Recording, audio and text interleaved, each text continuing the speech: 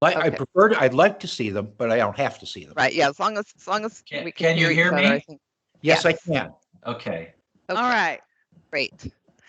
All right. Thank you, everyone, for your patience while we worked out some of the technical issues with the meeting. Um, and thank you for joining us today for the Historic Resources Commission meeting, which is being held remotely. My name is Annie Murphy, and I am the staff to the Historic Resources Commission. Today is July 12th, and the time is 9:41. I trust everyone was able to connect to the hearing through the Teams live event on the Planning Department webpage. I wanted to take a moment to explain the technological pieces of the meeting before we start the first item on the agenda. If you have access to a computer with a microphone, you can watch, listen, and provide comments on the agenda through the Teams link that is provided on the Planning Department webpage. If you do not have access to a computer with a microphone and want to provide comments, you can call in by dialing 916-318-9542. When prompted, enter the collaboration code 307-3408#.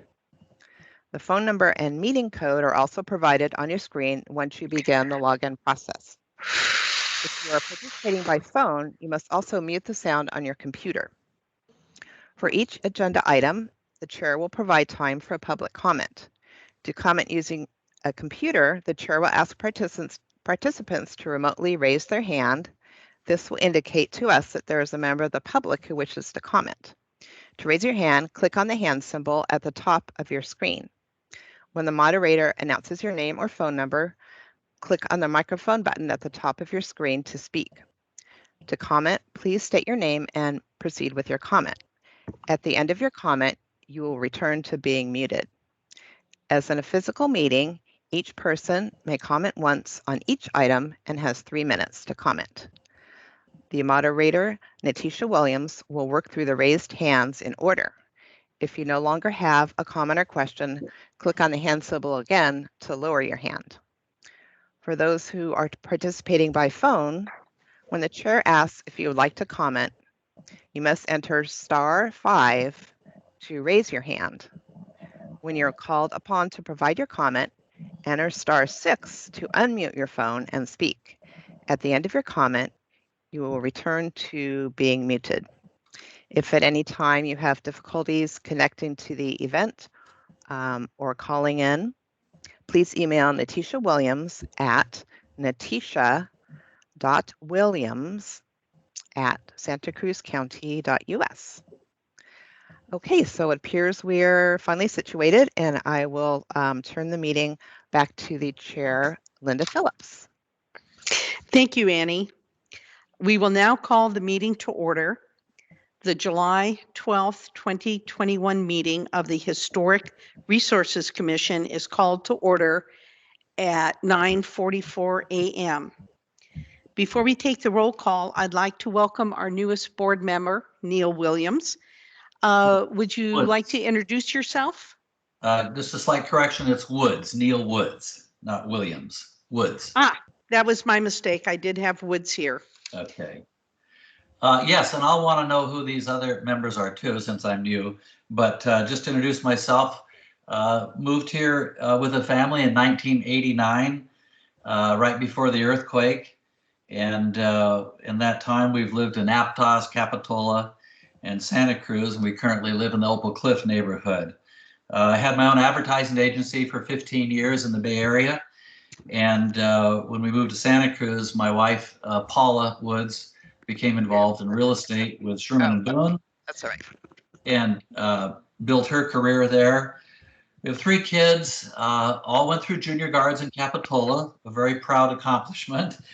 And then I joined my wife, Paula, as a broker. We started our own real estate company, Indigo Beach Properties. And we have been practicing here in the community, primarily focusing on beach properties in the area there. I said earlier, Manu asked me to join this and help here. Always had a keen interest in history. I find our history in Santa Cruz County is just fascinating. And I love history. I'm always sad when we lose historical landmarks, because there always remain our links to the past. I look forward to working with the HRC to learn more about how I can serve on this communication and what a valuable resource we are to the community. Thank you. Thank you. In regards to your request, how about a brief 30-second intro for our other 4, including myself, commissioners, and then at the next meeting and so on, we will get to know each other better. So Barry, since you're at the top of my screen, why don't you start, then Alverda, Carolyn, and then I'll end.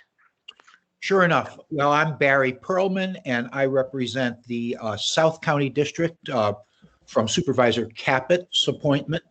And we've lived in Watsonville for about 6 years. Prior to that, about 30 years in Pleasure Point.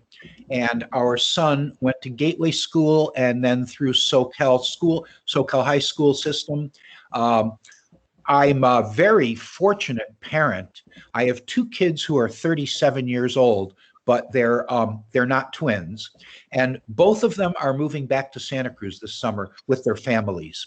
So Congrats. my wife and I are just overjoyed at our family opportunity to regrow our nuclear family back to its normal size, something we never expected. So I appreciate being on this commission. I was appointed a couple of years ago. It's kind of crazy after my first year to move into my second year with the pandemic, but I do appreciate the work that the committee has managed to accomplish normally in the face of the pandemic. And I enjoy the other commissioners very much. Everybody brings a sincere level of commitment to this group. I also appreciate the input of our guests. Just try to keep it accurate.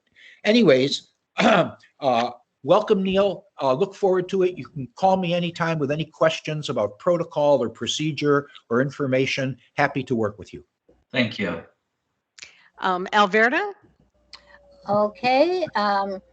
I represent Ryan Coonerty's a part of the county, Davenport, and the west side of Santa Cruz.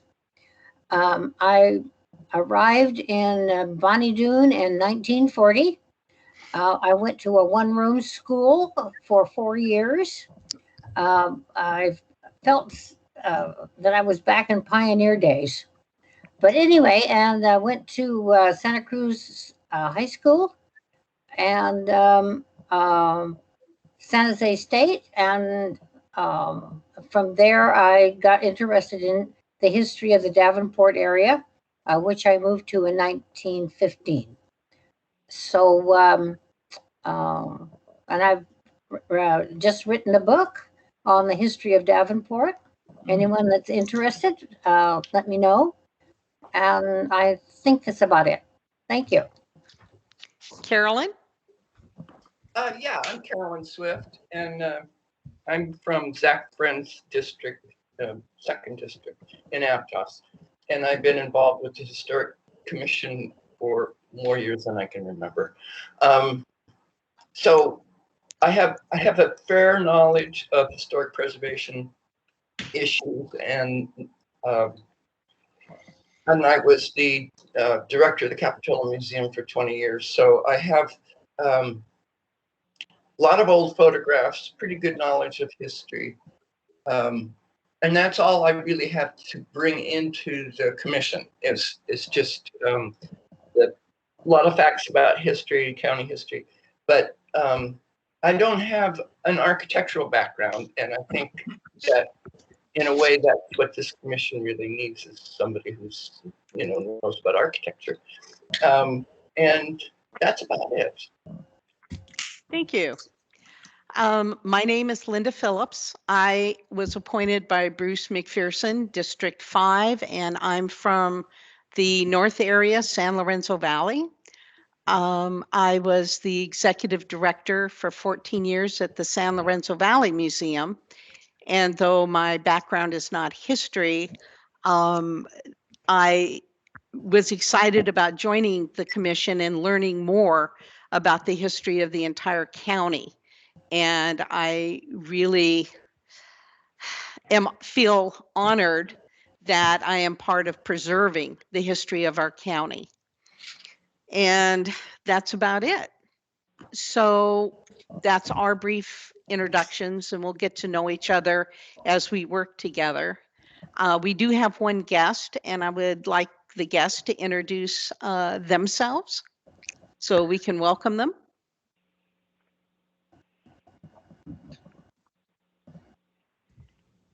Hi, everybody. I'm Marla Novo. I'm the Director of Exhibitions and Programs at the Santa Cruz Museum of Art and History, the MA. The MA is celebrating 25 years this year, bringing art, history, and culture to the county. And I'm really excited to be with you all this morning and talk about what we've been doing this past year. Thank you. Thank you. And I'm Rob Wolf. I have the pleasure of working with Marla every day, and Marla tells me what to do, and I do it. I was just thank you so much for having us, inviting us to this. I was just thinking back to a year ago, Linda, when we were having this call and thinking that our pandemic would last a couple months. And here we are again on Zoom. But I do think our Zoom or our online skills have gotten a little bit better. But we're excited to tell you a little bit about what we've been up to this past year, but really more importantly, sort of where we're going as an institution. And so again, thanks for having us. Thank you. And I think we have one guest on the phone.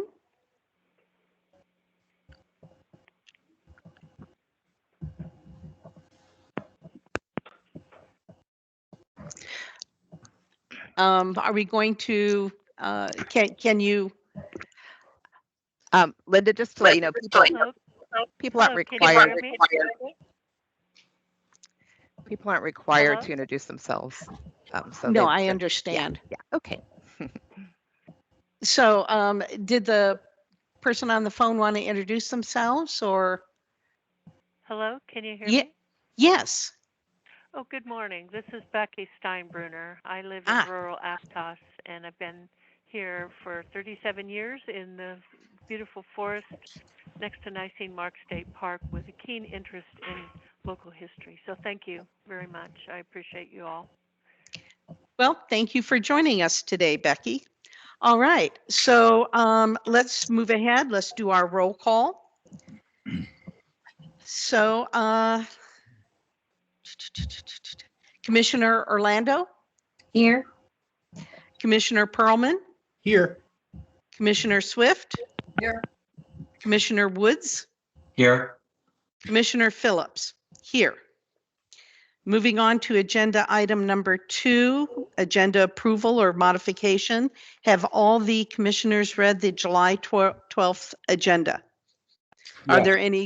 Are there any modifications?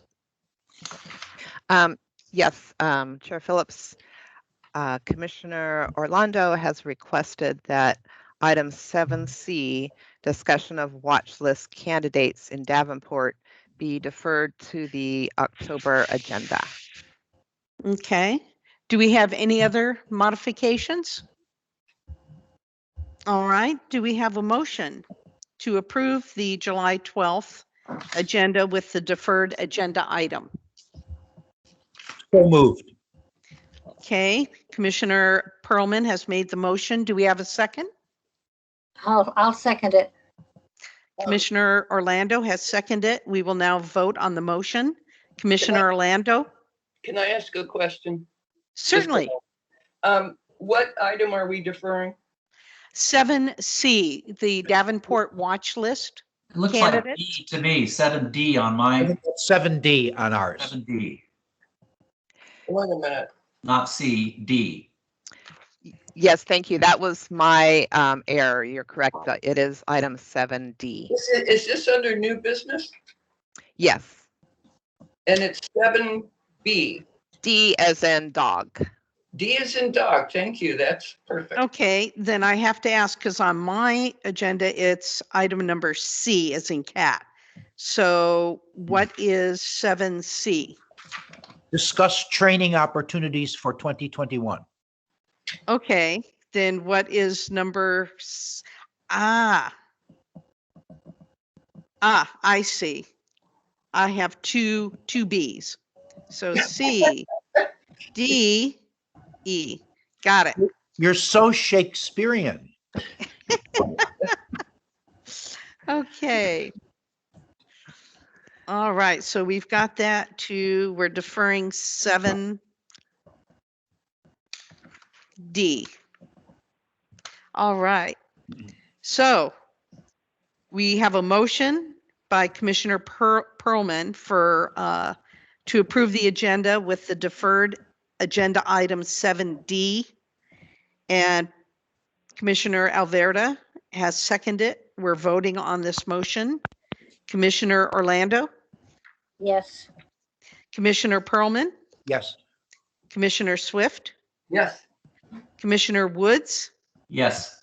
Commissioner Phillips, yes. The motion has been approved. Approval of minutes from our regular meeting on April 5th. Have all the commissioners read the April 5th meeting minutes? Yes. Yes. Are there any modifications? All right. Do we have a motion to approve the April 5th, 2021 meeting minutes? I'll move. All right. Commissioner Swift has made the motion. Do we have a second? Second. Commissioner Perlman has seconded the motion. We'll now vote. Commissioner Orlando, Yes. Commissioner Perlman, Yes. Commissioner Swift, Yes. Commissioner Woods, Yes. Commissioner Phillips, yes. Motion to approve the April 5th meeting minutes is passed. Now on to new business. We have a report from the Santa Cruz Museum of History. So, Marla? Pardon me, Chair, I believe Excuse me? Hello? you skipped several items on the agenda. What did I not? Hang on. Number 4.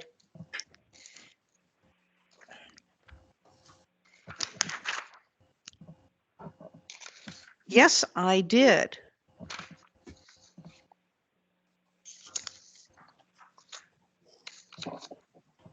Sorry, that was my fault. When I printed things out, I got them out of order. So thank you, Annie, for bringing that up. Agenda item number 4 is declaration of ex parte communications. Has any commissioner had any oral or written communication or sites visits related to any applications appearing on the agenda? Almost.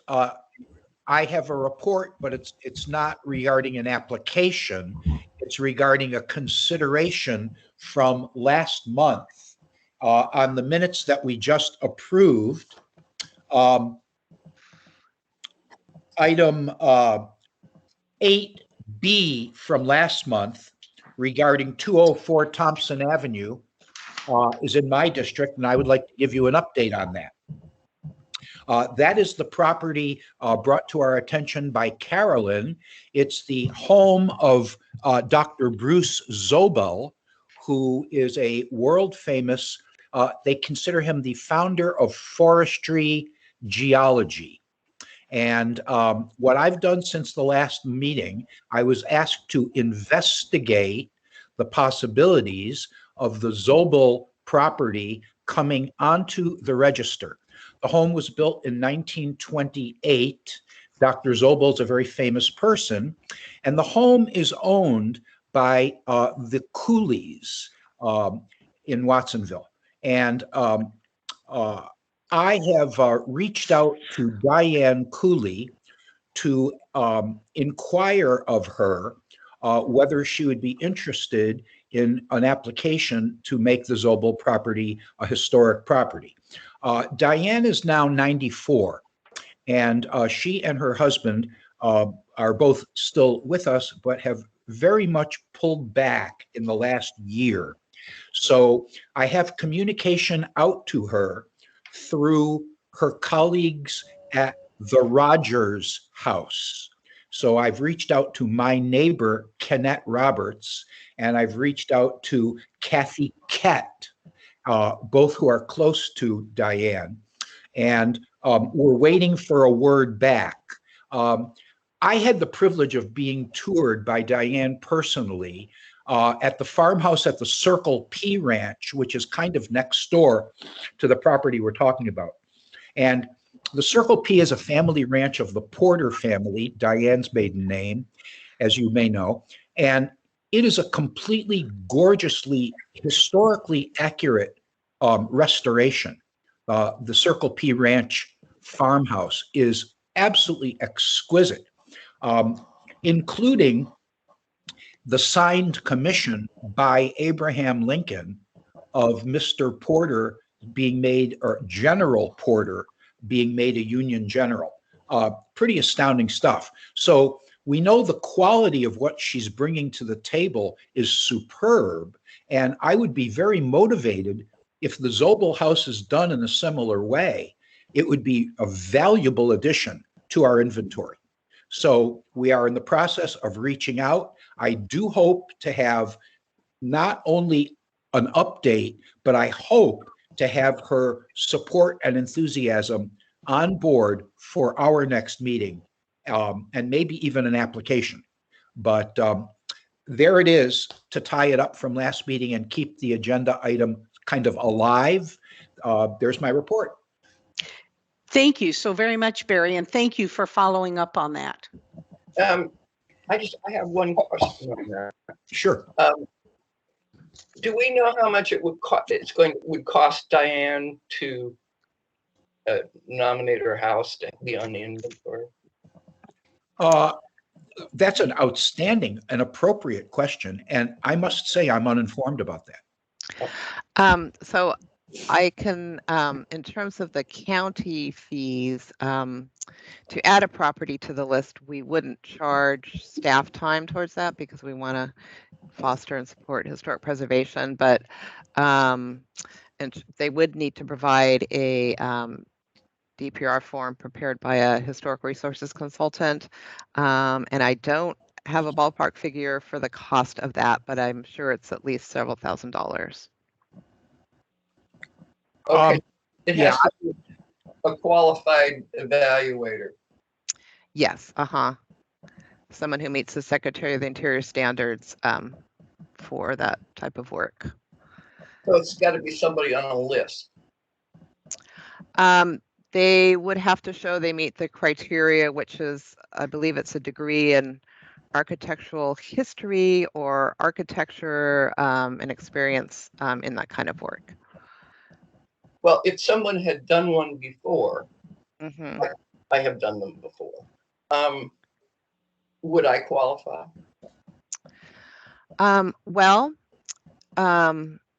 I could see, similar to what we did for the Live Oak survey, where we had Sheila McElroy working with us, but you know, other like county staff and the commission assisted her efforts. So I could see potentially that we would have ARG review the work, and then that may be a way to fulfill that requirement. But yeah, the reason I ask is that I don't see Don and Diane Cooley at this point in their life being overly motivated to initiate adding a house. I'd agree with that entirely, yes. Yeah. Mhm. Well, I was just thinking if somebody was going to do all the work for them, you know, and say, hey, Yeah. well, Yes, make it Right. friendly so and long easy. for you, Yep. then they might, you know, but I don't see that she would take that on. Yeah, and we could certainly, I could look into that, you know, in more detail, and we could talk about it the next agenda if you like. In terms Yeah, I perceive, if this is going to move forward, here's my sense for it. And I don't mean to overly state any friendship with Diane, but I'm very acquainted with her and her uncanny ways. She's a brilliant woman. I really adore her. I think that making it as easy and as friendly and soft as possible, I perceived that I would be following this process through and giving them as much active support as I could in making it happen if they're agreeable. I would try to make it just as facile as possible, drive everything over to their house to sign, whatever is needed to make it just happen. If it's anything like the Circle P, we really want it. That place is spectacular. Well, I can add that I've been in the house. How is it? It's beautiful. Yeah. It's beautiful inside and out. Diane didn't touch anything in the yard even. I mean, she left because they got it from the family. So there hasn't been any owners in between them. So it's very historic and it's pretty much untouched. So yeah, I mean, she fixed it up, but it's in good shape. It would be a nice addition to the inventory. And frankly, anything we can do in South County to try to neutralize the black eye of the Redmond House and bring a fresh property onto the agenda and show an interest in preserving our local history instead of the indicators right now where we are suggesting that we are rejecting history with the treatment of the Redmond House, or the condition, not the treatment, the condition of it. So, South County needs another good property like that. So I will stay on this. I have to be very discreet and gentle, and I've been placing my calls timed apart to not crowd her, okay? But she hasn't answered. So I've reached out to the right people, and I will have my update. Hopefully, I'm a little optimistic. Hopefully, I can fulfill for you. Thank you. So we'll add this to our agenda item for October to have you make a report on the status, and then and if there is any progress, then the board can decide what our next steps are and what we can do. Yes. I spent an afternoon at the Pajaro Valley Historical Association. I worked with Bruce, the archivist. Subsequently, they invited me to a board meeting, and I was offered a position as a director because they're understaffed on their board. I'm not doing that. I don't want to thin myself out anymore, but they're a nice resource. They're an interesting place. And I think that having an ongoing association between our commission and Pajaro Valley Historical Association is just a positive thing to do. So there we have it. I'm wrapped up. Thank you. And I totally agree. Are there any other disclosures that any of the other commissioners want to make at this time? Okay. So going on to agenda item number 5, public communications. Wait a minute. Back up. Rewind. Okay, back to number 4, Carolyn. Yeah, I don't know if I should declare this or not, but I had a conversation with John Hibble at the Aptos Museum about the items that were given by the Seabreeze owners. Now, is that something that I should disclose now, or should we, but I just thought I would say that. I talked with John Hibble about the railing and the window and storage. Carolyn, Annie, should we have her talk about this now or wait till the Seabreeze agenda item? It's appropriate to bring it up now. I don't know if you wanted to provide any more detail, or we can just discuss it at when we get to that item. But this is the type of conversation that is appropriate to provide as an ex parte. I can just keep it really short. John told me that he was offered these items, the railing and the window. Unfortunately, he was torn because they don't have any storage. I mean, Aptos Museum basically has to raise funds for the museum building every month. Mhm. So they have no place to put anything. So that was the extent of it. Okay. All right. Anybody else? One quick question on that item B, coming new to this. The 201 Playa Boulevard, is that La Silva Beach? What's that? That old business from last time, it says, consider adding 201 Playa Boulevard in the future. Is that the one at La Silva Beach, Playa Boulevard?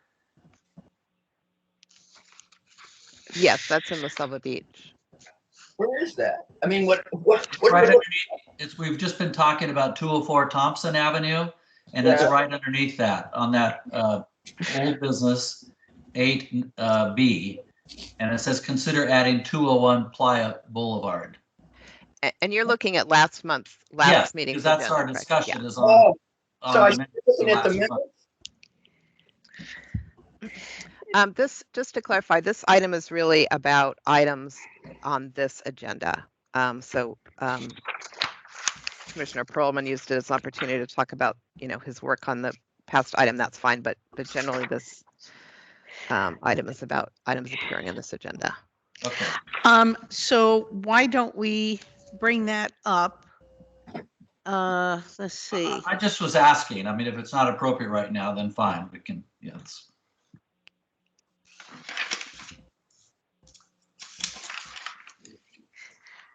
We'll get that information to you, I promise.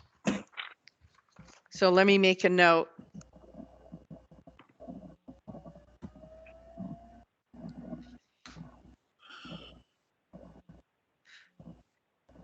We'll get more information about that to you, I promise, Neil. Thank you. If you have 30 seconds, I could answer the question. Okay. I'm not trying to get us off agenda. I respect our agenda. So Okay. I just was, it's fine. Let's continue on, and we will deal with that, I promise. So are we ready? Agenda item number 5. Okay, any public communications, members of the public wanting to speak about something, items not on this agenda? Yes, I have something to say. This is Becky Steinbruner. Okay, Becky? Thank you. Good morning. My name is Becky Steinbruner. I live in rural Aptos, and the discussion that just happened points to the problem with action minutes only. There's no discussion or even notation of what this property was, which leads me to the question, this meeting is being recorded, so I have not seen any links on the website where I could go and find out what 201 La Playa is. So please, if you can,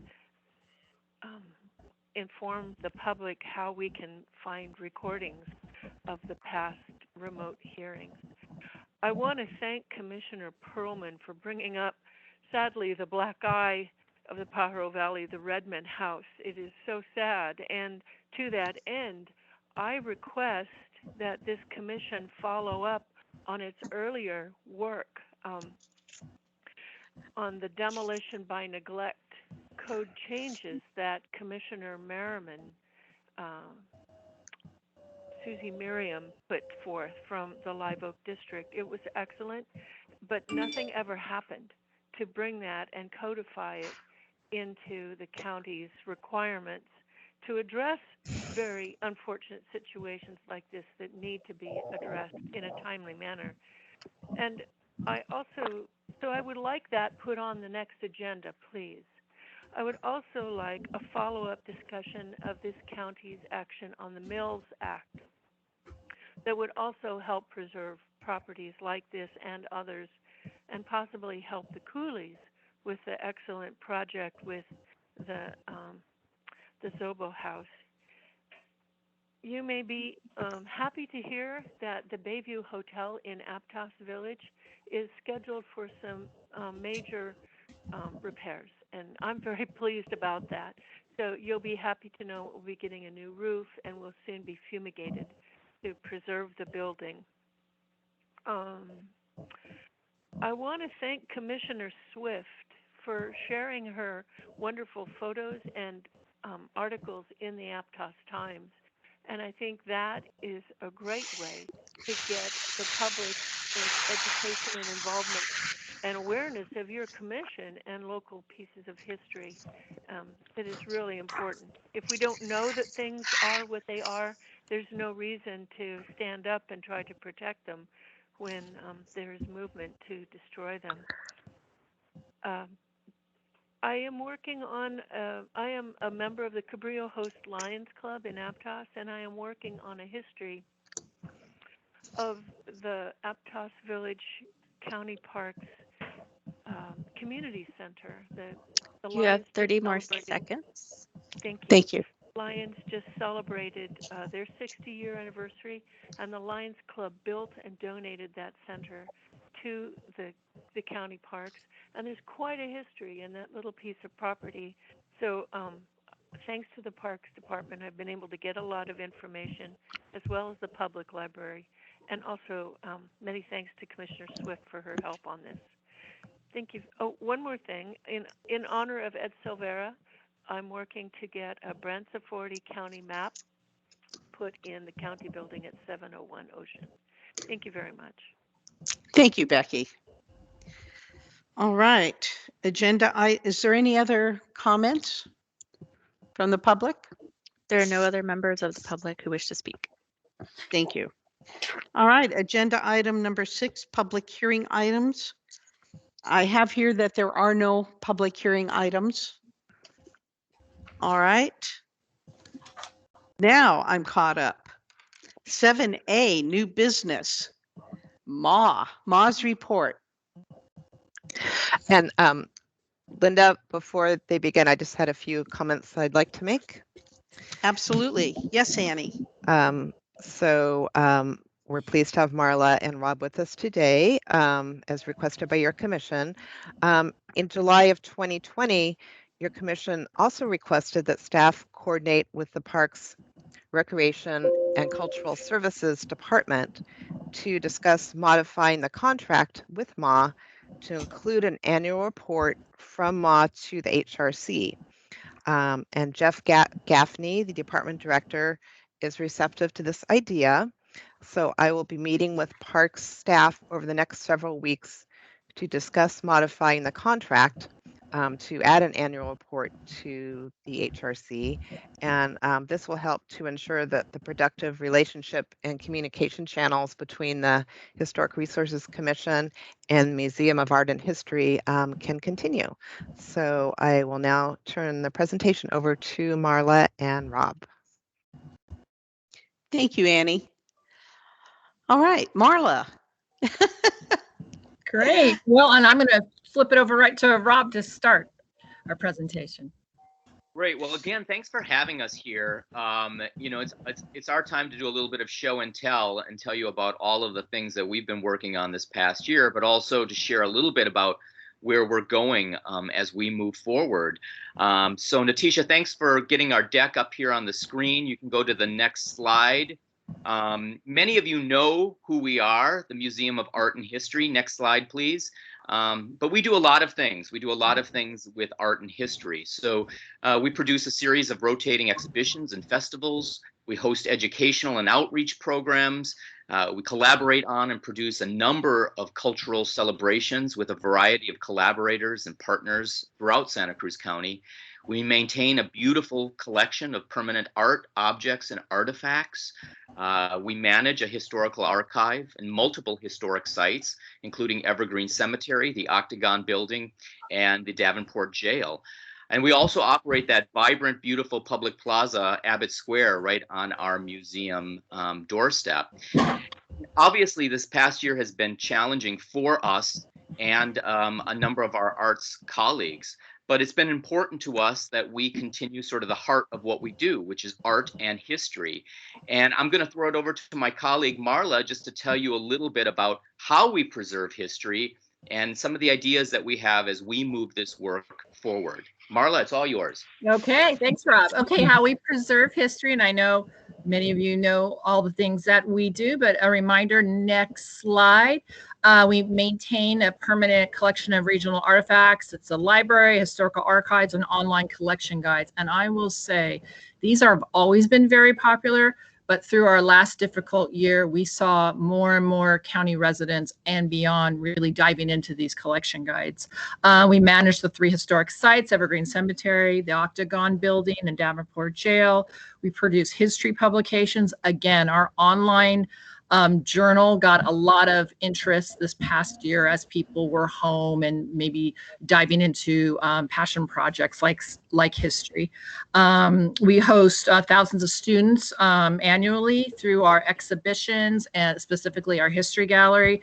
And again, we pivoted this year to share more online lesson plans. We have lesson plans diving into the history of London Nelson, queer Santa Cruz, journalists in Santa Cruz County. We have other opportunities for fellowships in archives and exhibitions and public history. We support multiple in-house volunteer committees that promote and preserve local history. And then we partner with other organizations through the county to keep this work moving forward. Please excuse me for a moment. Can you hear me? Yes. Okay, I'm sorry. I took a look at the slides that you have prepared, but right now they're completely unusable because they're in a 1-inch by 2-inch block on the bottom of my screen. So I can't follow. There you go. Now it's where it belongs. Bingo. Thank you. Sorry for the interruption. Perfect. Yeah, no. Good. I'll lower my hand. There we go. Thanks. So we preserve history through the Historic Landmark Blue Plaque program. This year we were not able to have our in-person celebration, but I wrote a blog post about all of the blue plaques that are awarded this year, and it got a lot of hits. I have to say, people were very engaged online with photographs and some histories about the properties. I know this commission shares certificates every year, and this year, thank you again for supplying us with some information. I know you handed out certificates to Barry Swenson Builders for the Heen Apple Packing in Watsonville, which I think is really cool, and then a contractor in South County for restoring a residence on Corralitos Road. Also, another fun thing that we've been doing to preserve history is we have this history podcast that's been going strong for a couple of years. And so we're always looking to highlight folks and organizations in the county and talking about stories and histories about Santa Cruz County. Alberta, we're coming your way. We're doing a Davenport history podcast very soon. And I know Wyatt, our archives and library coordinator, is talking to you about that. So we can't wait for that. Next slide. Also preserve history through our annual celebration, Dia de los Muertos. We have a really fun program called Race Through Time, and it's a history scavenger hunt that you can do with folks, with your family, with your friends, walking or riding a bike. This year we have 25 clues that are in a celebration of the MA's 25th anniversary. And then our publications, we keep churning out the history publications, and we're working on an updated revision of the Sidewalk Companion to Santa Cruz Architecture. And we've got other ideas too about upcoming history publications. We love to put out a children's book. Recent and upcoming projects. Next slide. We prototyped a new event called Beyond the Grave. Because our museum was closed for many, many, many months, we started to really lean into our outdoor spaces. And so at Evergreen Cemetery, we've always had school tours going through and that sort of thing, but we worked with local creatives. We worked with local poets and musicians and dancers, and we had a series of 3-week performances where they dove into Santa Cruz County history, specifically at Evergreen Cemetery and created new work. And I'll tell you, it was really wonderful to see folks. First off, everybody wanted to do something, get out of our homes and do something. And to have the backdrop of the lovely Evergreen Cemetery, which has gone through a revitalization these past few years, and have people come and enjoy a performance that's rooted in history. It was really magical, and we're going to do it again next year. It also was a great touching point for folks that maybe haven't gone to the cemetery in a long time, and they were really inspired by it. And in fact, after these performances, our archives here, more people reached out to us wanting to learn more about Santa Cruz County history, specifically Evergreen Cemetery. I'll say one more thing about some other programming we've done and we're going to keep doing. We also do a flashlight tour that we tried last year called Evergreen at Dusk. Again, just a fun way for families and friends to get together and take sort of a flashlight tour with Moss staff and learn more about Santa Cruz County history. So we're bringing it back this year. Next slide. In our galleries, of course, we have our history gallery with our long-term exhibition about Santa Cruz County history. And then we also collaborated with the Museum of Latin American Art, MOLA, down south to create Conexiones. And they're an international museum that highlights Latinx artists. And so we were able to bring work here to the MA and also work with local collaborators and talking about their histories and what moves them here in Santa Cruz and how their own personal experiences relate to the artwork on view. Next slide. Maybe some of you saw this big red ball that was around Santa Cruz in June. For our 25th anniversary, we worked with an artist and we had this red ball, this installation go all around Santa Cruz County. We really wanted to connect the county. We really wanted to have folks be able to come out with a sense of wonder and joy, and that's what art and history does. And so we picked sites throughout the county based on their history and had this beautiful sort of happen all over the county this summer. Next slide. We just opened an exhibition called Out of the Ashes, Stories from the CZU Lightning Complex Fires. This is a collaboration with Sentinel photographer Shmuel Thayer and NPR's Nikki Silva from the Kitchen Sisters. And so last fall and winter, we worked with them. We gave them space in the museum, and they documented through photographs and oral histories some of the folks' stories about losing their homes in the fires that happened last summer. Very poignant, very beautiful, and very, centered on a space for healing. And this also, this project which is now an exhibition, forms the basis of now an ongoing CZU Lightning Complex Fire archive that will be housed in our archives. Next slide. And so another exhibition that it will be opening next month is the Art of the Santa Cruz Speed Wheel.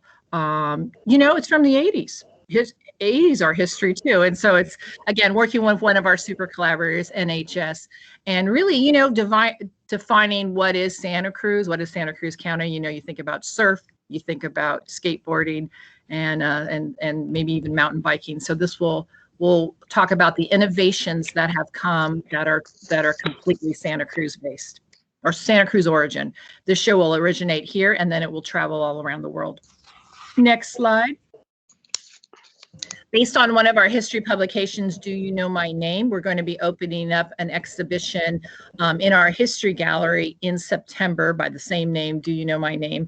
And it will highlight some of the stories of folks living in Santa Cruz from 100 years ago till the present.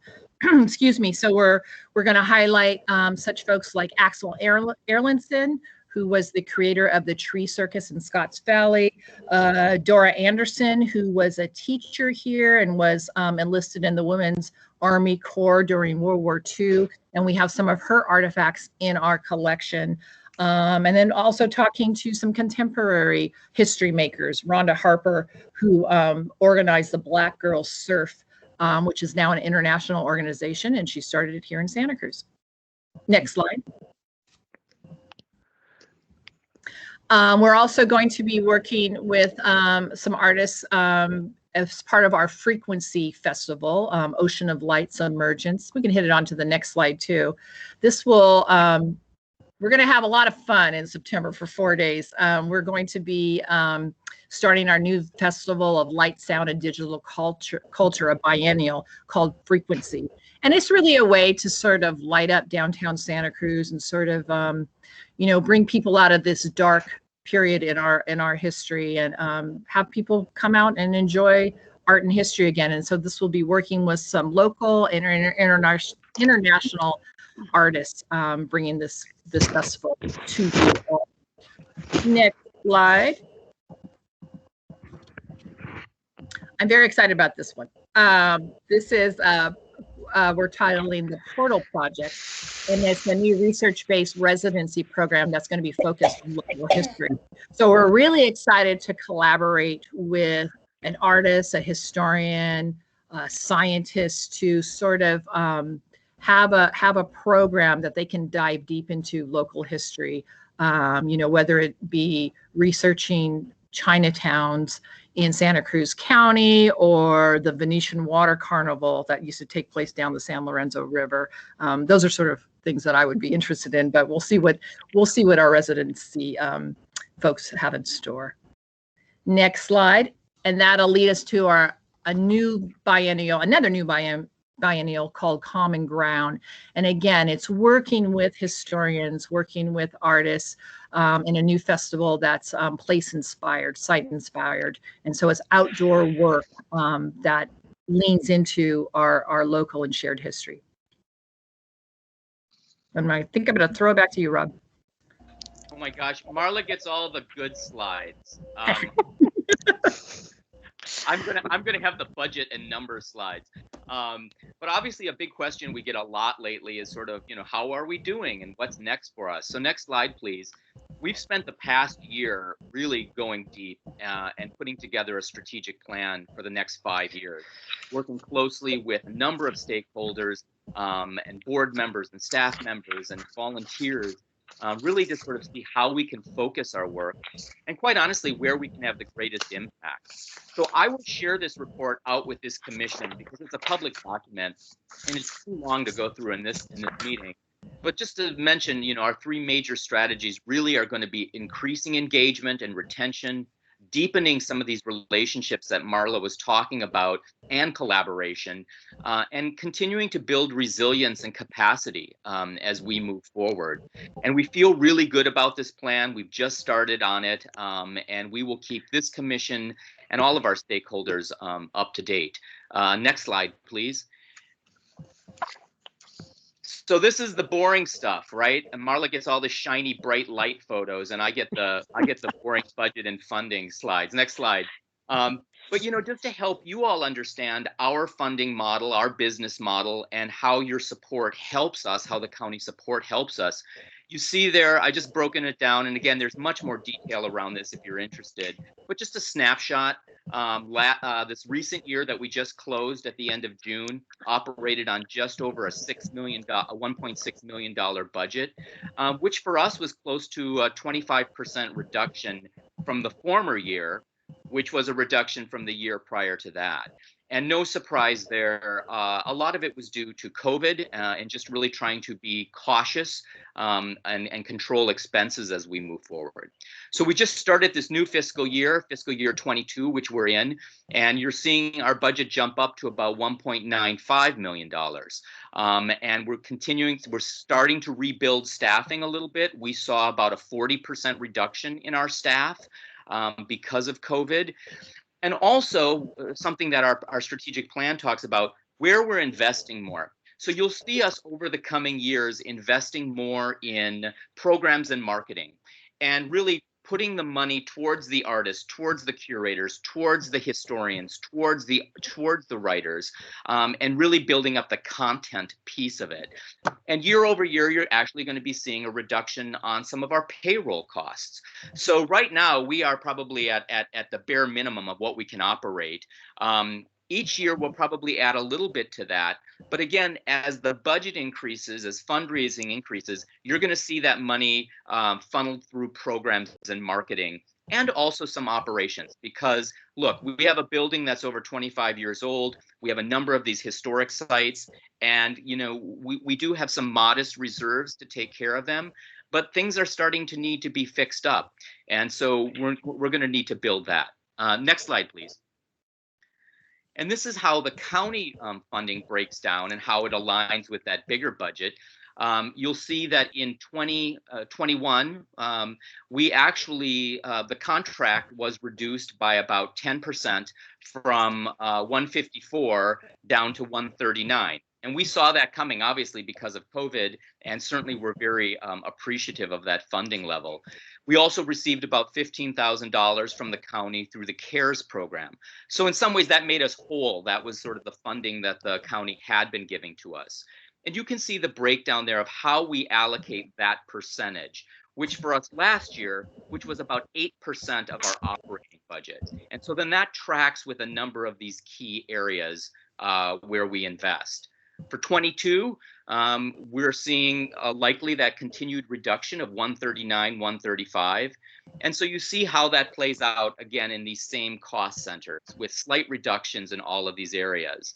But the one thing that we really can't compromise on is maintenance, is on insurance, is on sort of utilities and the operational piece of what we do here. I will say this too, Marla mentioned our libraries and archives assistant, our coordinator. We continue to invest in this area. And so even though the allocation is going down, we actually have more staff dedicated to this work than we have had in the past. But again, just a snapshot on how your funding aligns with the bigger plan for us. Next slide. And then this just, as I would mention, this just gives you a snapshot of where we're going to be going over the next 5 years. So we see a 15% growth year over year, which aligns with some forecasting post-pandemic. But you see there we were at 1.6, this year we're at 1.9, and every year we're going to be increasing that. But what you can see is you see payroll going down, you see operations and program content going up. And so we feel confident by the time we get to 26, actually 25, 26, we're going to be aligned with where we should be in terms of some of the benchmarks we've done with our other industry partners. And so I think we've got a good plan to get there. But, part of this work was, looking at where we had been, what was working, what wasn't working, and how we can refocus on art and history. That's the name of this institution. That's what we do. And so over the coming years, you'll be seeing a greater focus on the stories of Santa Cruz County. Next slide. Oh yeah, this is a nice one I get to say. Thank you. Thank you for your funding, for the county's funding. Thank you for inviting us to share a little bit of what we're doing.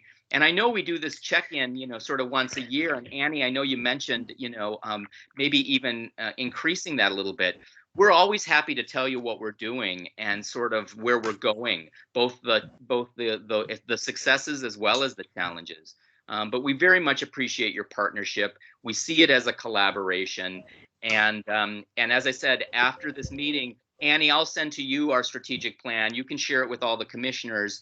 And happy to take questions right now. I know we went a little bit over on our time, but we get excited to share what we're doing and happy to answer questions now.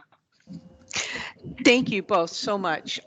Natasha, I have on my screen a window that says automatic restart scheduled, restart now, or close. I would say close. If you'd like, I can come over and help you with that. I'll come over.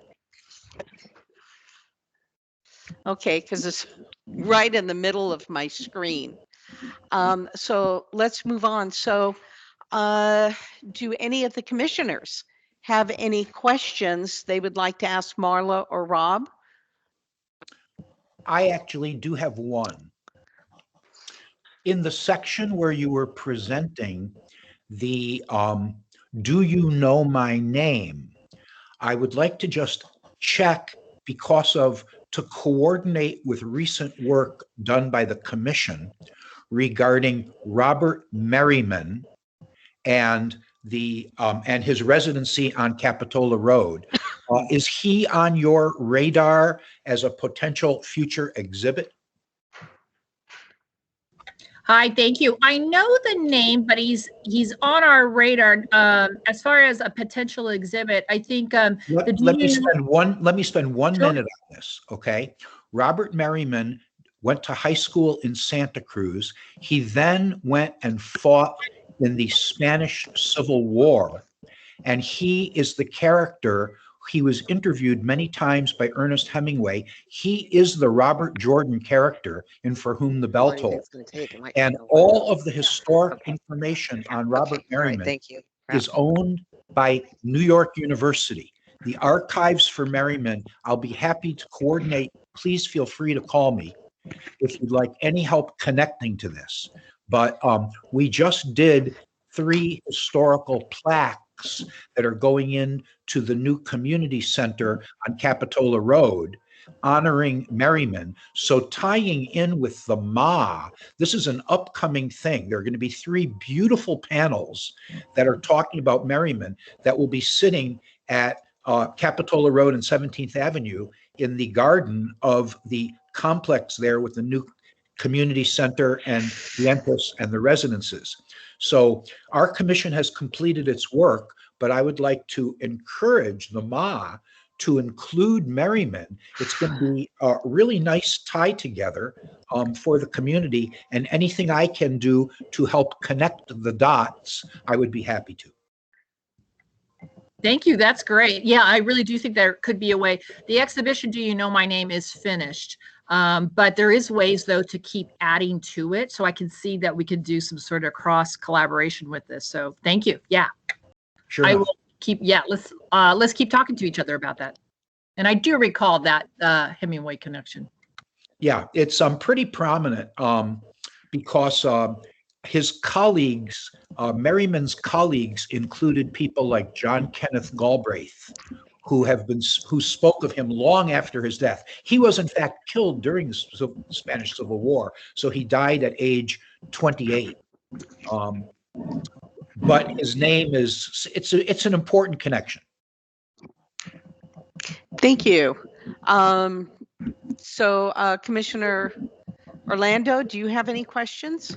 No, but I'm finding this very, very interesting because under the subject of Know My Name, I'm thinking of all of those dairymen up in Davenport who ran the Coast Dairies and Land Company and actually built the town of Davenport. That some of those people should be included in Do You Know My Name exhibit. Well, Marla, help there. Marla, it looks like you're going to have to do a new second exhibit, part 2. I think so. Or I keep joking that we need a Do You Know My Name archive, and it could be a podcast series too. So I think it's great. Yeah, that's what's so great about that publication, which inspired the exhibition. It's like there's more. It's like, do you know my name? Yeah, but do you know this one? Do you know this one? So it keeps going. I think it's a great. It's great. It's a great, great access key. You bet. Yeah, these are great stories. Thank you. I'm taking note. So, Carolyn, I don't see you, but I think you're there. Do you have any questions?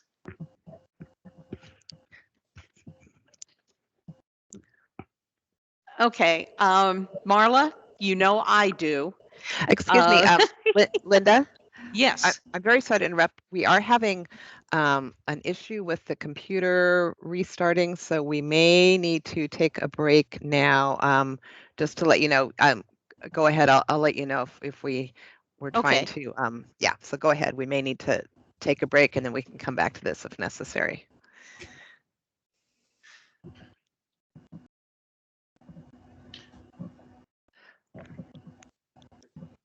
Can I just thank Rob and Marla for their dedication and hard work? Visitors, friends of ours that come to Santa Cruz County, I always entice them to go to the MA because I find the historical exhibits there are really, fantastic for, a small town. And I think you guys have just done a terrific job there. And the feedback I always get afterwards is, oh my goodness, I had no idea of all the history that was here in Santa Cruz County. So keep up the great work there, you guys. It's awesome. And sorry to interrupt, but we did have the computer restart, so we will take a break now, and we will come back to this item for comments and questions from the other commissioners. And we will plan to come back at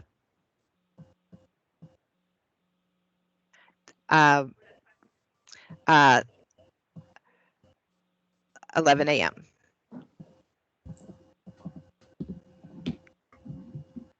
So we will see you all at 11 a.m. Will there be opportunity for public comment on this issue then? This is Becky Steinbruner. Yes, definitely. There'll be opportunity for the commission questions as well as public comments. Need we do anything to our computers, or do we just stay tuned as we are? Stay tuned. Yeah, we'll be back with you at 11 o'clock. Great. Thank you.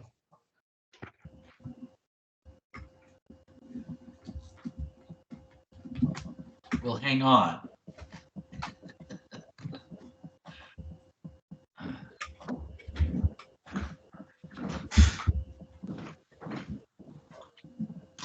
We're taking a break. My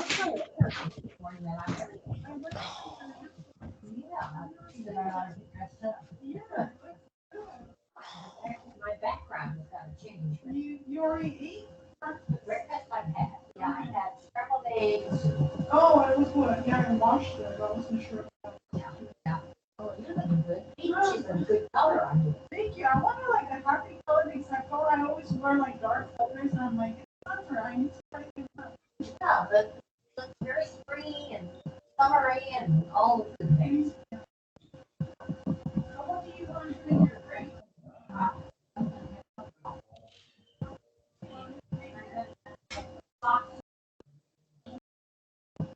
I'll make you a coffee.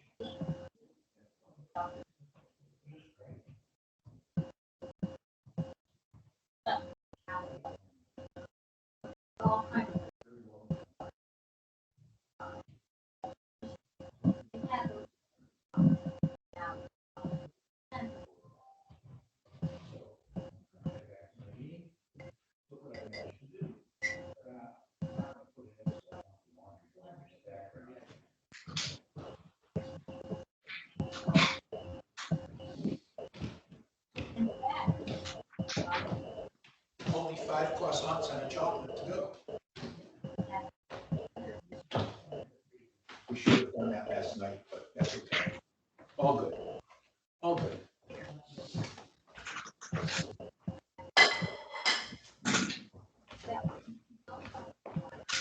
I'll probably be another hour or hour and 15 minutes with my meeting. Once it gets started. Okay.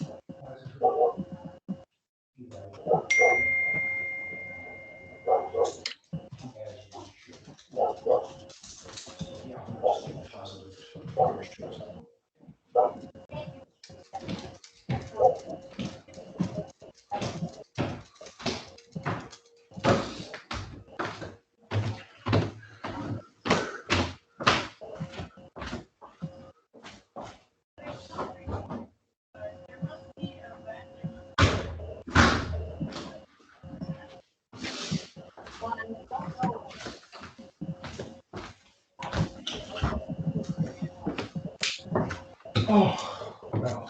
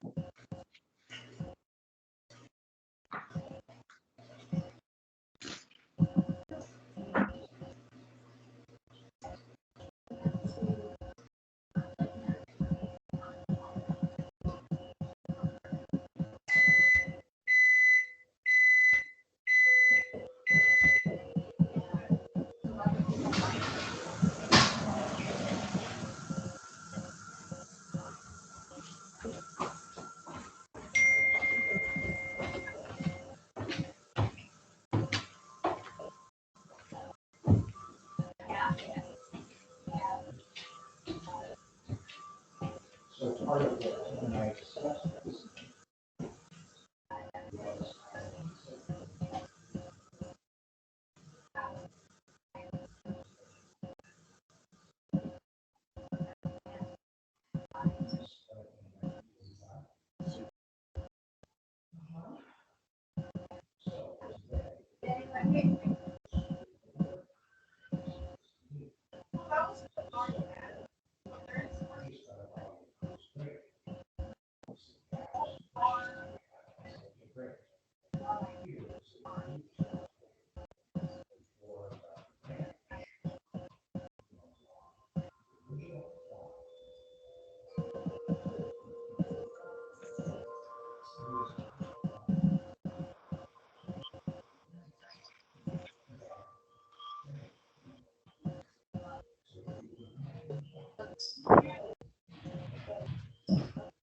he said, my father loves to put piano on. I said, oh, okay. Now you got the story. So this is the generations. That's a remarkable story. Very few people in Napa can tell that story of having fourth generation winemaker.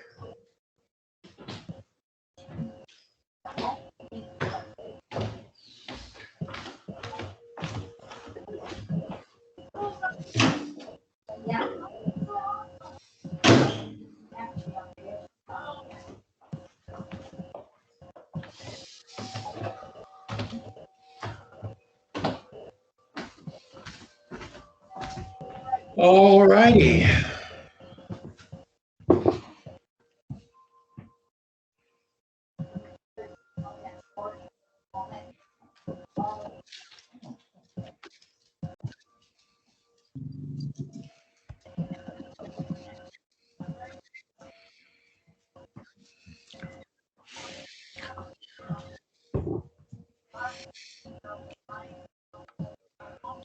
So, hey, Neil, Yes, how do you like it so far?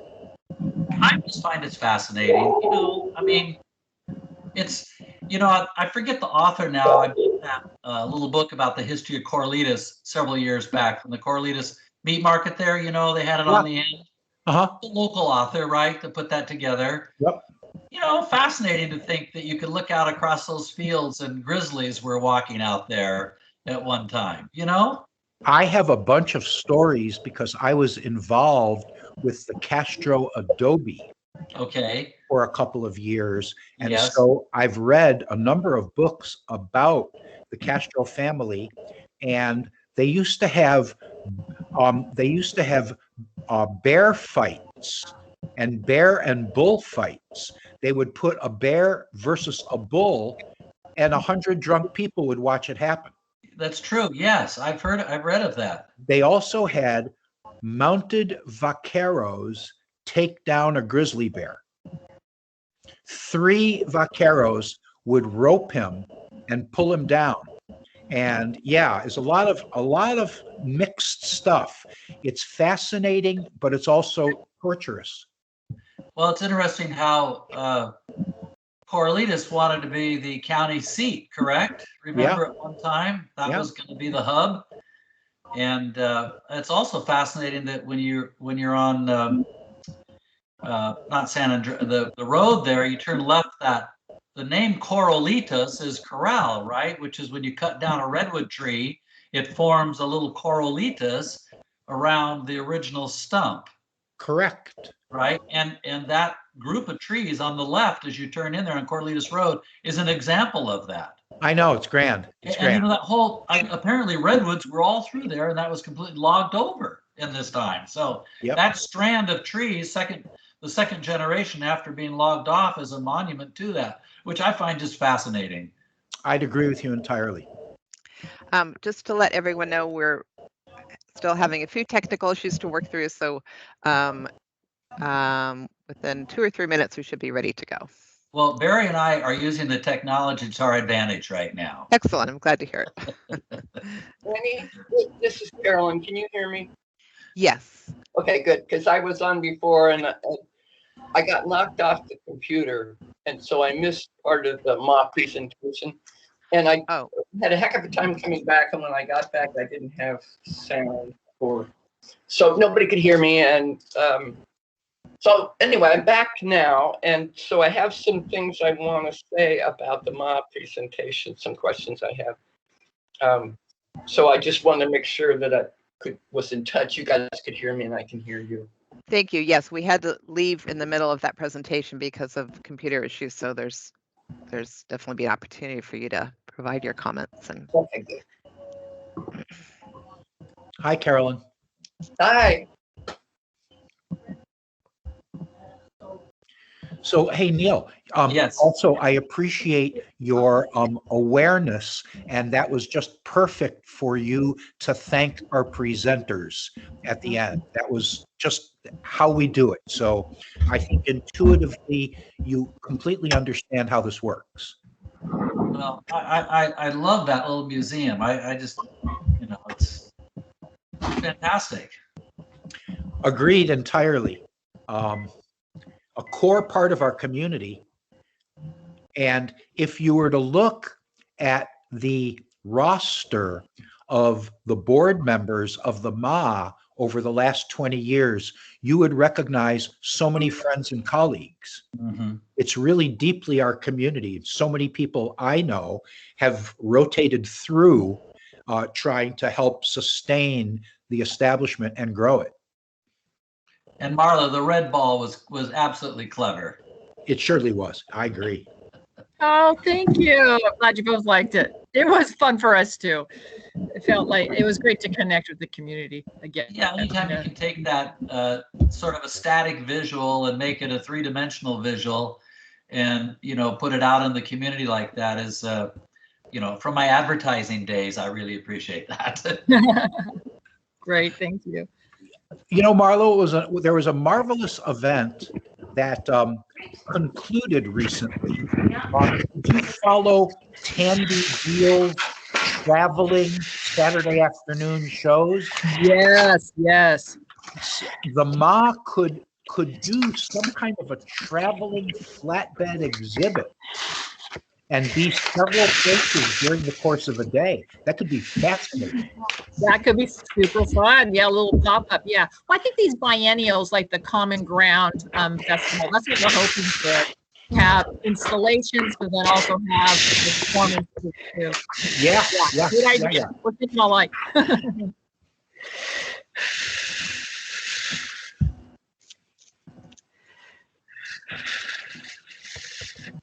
Okay. All right, Linda, I believe that we're all set up again. So if you want to Okay. start the meeting. All right. I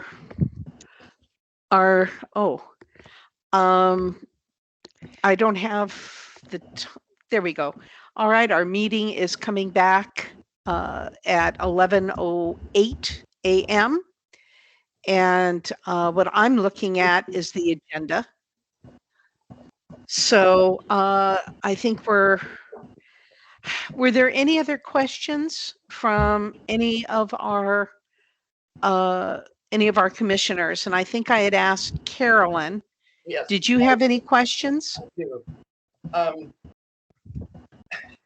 And now I don't know how to start with them. While the presentation was going on, it was extremely thorough, very, very in-depth of all the things that I was involved in. It's extensive. But I'm thinking back to what prompted us to ask for your report, for the report every year. And that's because the county Parks Department allocate $130,000 a year to Ma. And we didn't know why. So I'm now not remembering too well what specifically that. I know that I was like the secretary to the Historic Trust way back in 1970 something when the county first allocated the money to Ma. And so now I'm not sure whether the funds are given for the preservation of history or historic preservation of historic structures. So I guess I'm looking for some clarification as to is the funding that was allocated for historic preservation related to the preservation of history or to the preservation of historic sites in Santa Cruz County?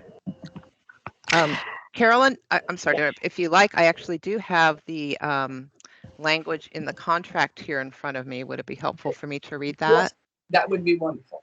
Okay. Duties. Contractor agrees to exercise special skill to accomplish the following results.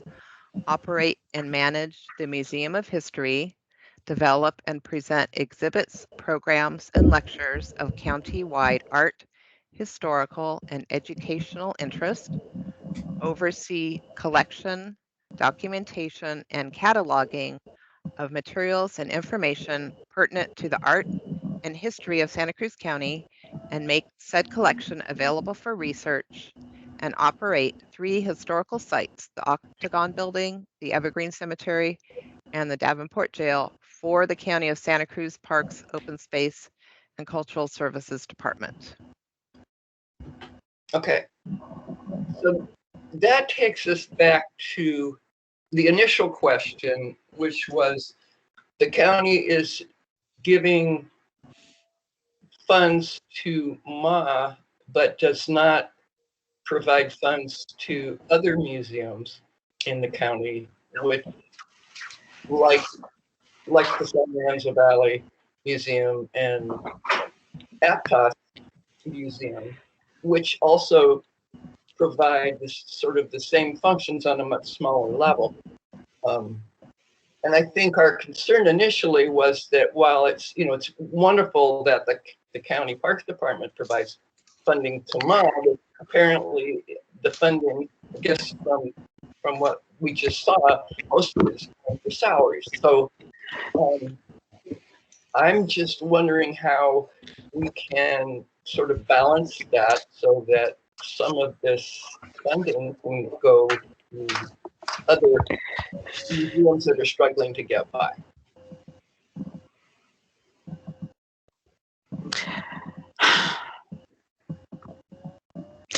That is something as a commission we certainly can discuss. This is a contract. My understanding, this is a yearly contract because the budget comes up annually for the county.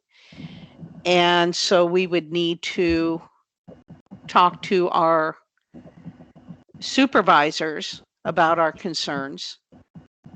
And it would have to be, the contract changed at a supervisory level by the Board of Supervisors. Annie, is that correct? Yes, I think that would probably be an appropriate way to approach this topic, as I believe this contract has been in place for quite some time, and I do believe the board is involved with that. So, yeah, we've never been involved until we asked this question a few years ago. But it appears that it's wonderful to get this report, but my interest is in historic preservation of structures and historic assets. So a short report on what MA is doing for what we're concerned about would suffice, I would think. That was just one thing. And like the landmark plaques thing. I mean, the landmark plaques awards, the ones that are given out. I don't know how many plaques are given out this year in the county, or were they all in Santa Cruz? I don't know. Anyway, that I think of interest to me, being on the commission. And the other question I had is since we're dealing with the building in Aptos that was torn down, what's the name? The sea breeze. And we're getting these objects from the sea breeze that were saved and preserved.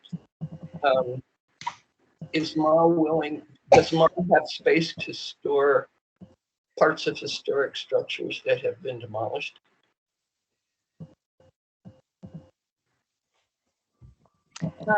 I can answer that question, Carolyn. Thanks for asking that. I mean, I think historically, the MA has been that space.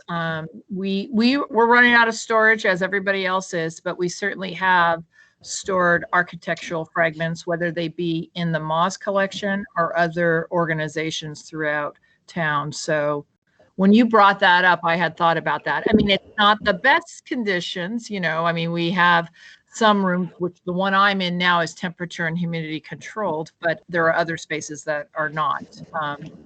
But that is something we could talk about for sure. Good. Thanks. Yeah, thanks. I think, last year when we talked some more about this, we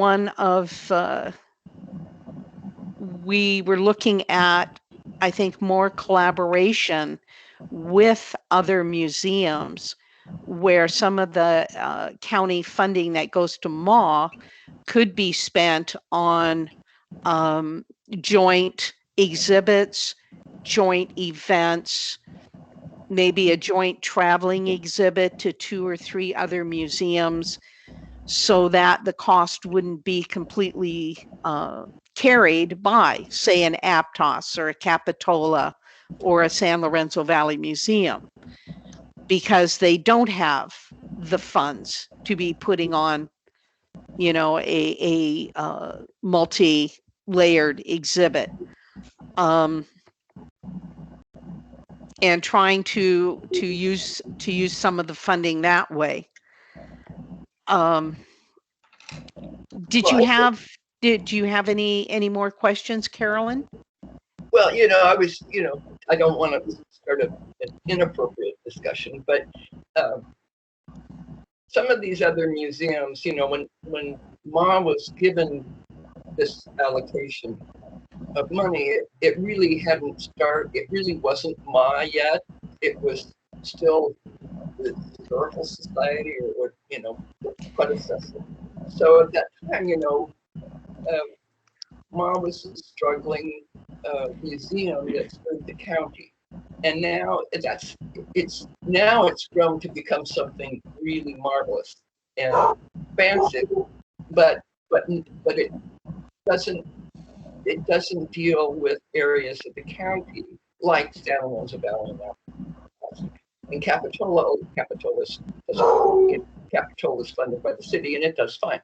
But it would be neat to see assistance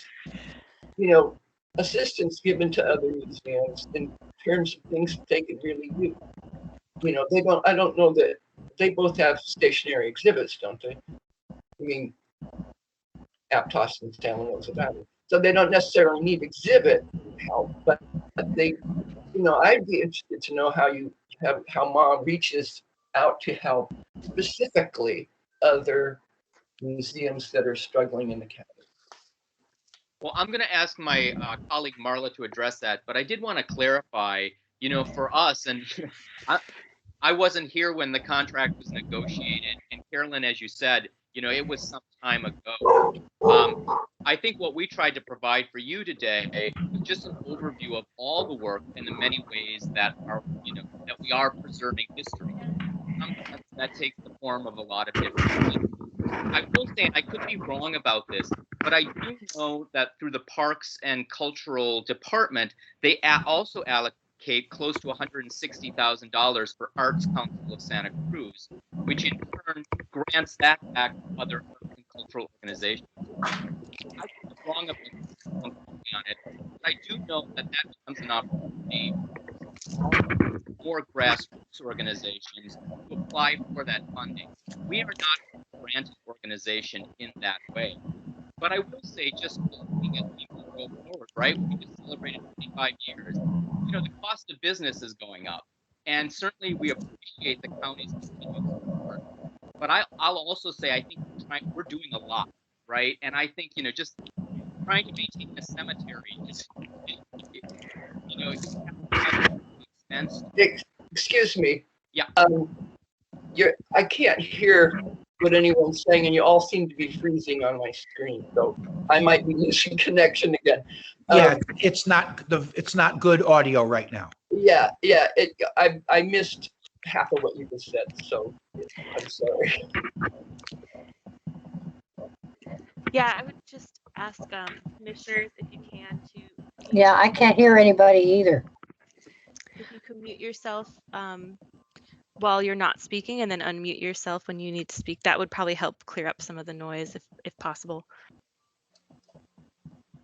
It's not noise, it's reception. And it's better right now. Yeah. Well, I would like to add a comment if I may, but I don't want to interrupt if you're not done. Well, Rob, why don't you say a few things and let's see if the audio is better. Yeah. Well, sure. I don't know if you can hear me now. Much better, Rob. Much better. Great. Marla, if you're still on the call, it might be great if you could just talk about some of the collaborations we're doing with some of our colleagues here. I think it just might help the commissioners understand too, because as you can imagine during this time period, I think we've also gotten a lot closer with our colleagues. as we are looking at how do we share resources and share knowledge and share capacity to move forward. But Marla, could you just share just a few of what's been happening with our colleagues? Yeah, absolutely. So just for some clarity, we have always worked with the historical organizations throughout Santa Cruz County, specifically with the Historic Landmark Committee and awards. We're always very mindful to award structures throughout Santa Cruz County. We work with folks on many of the organizations through our history publications. I think we worked with John Hibble a year ago to make sure that he had a voice, or Aptos Stories had a voice in Do You Know My Name publication, as well as our online history journals. And then this year, what Rob is alluding to is we are part of a cohort of historical organizations that have been meeting monthly to really share resources. So many of us know each other, but we didn't all know each other at the same time. And so we started, along with UCSC spearheaded it, and the MA has been a active collaborator in having these monthly meetings where we talk about best practices, where we talk about disaster awareness and disaster plans. We're sharing resources. And right now we're coming up with actually having an exhibition, having a virtual exhibition where all of the organizations can share artifacts and ephemera from their collections in this online exhibition. So we're at the beginning phases of this, but Wyatt Young, our archives and library coordinator, has taken on facilitating a photography sessions. So folks are going to be coming from all the organizations to the MA so they could shoot professionally their artifacts for this upcoming online exhibition. And I also think through the pandemic, we've not only become closer through programming and exhibition ideas, but actually just through communication and marketing. We talk more with our collaborators, our partners throughout the county, about how, when we were all shuttered and nobody was visiting any of us, and when we all carefully and cautiously reopened in May, we made a concerted effort to market that, to have a passport, to visit all of these museums throughout the county. And the MA was the forefront of that too. We worked with our marketing folks here to make that forward. So, we're all in it together, and we all want to be in it together. Also, again, just one more thing, adding, maybe we don't have a traveling physical exhibition right now, and we do plan our exhibitions 2 years in advance. We're always here to help other organizations with their exhibitions.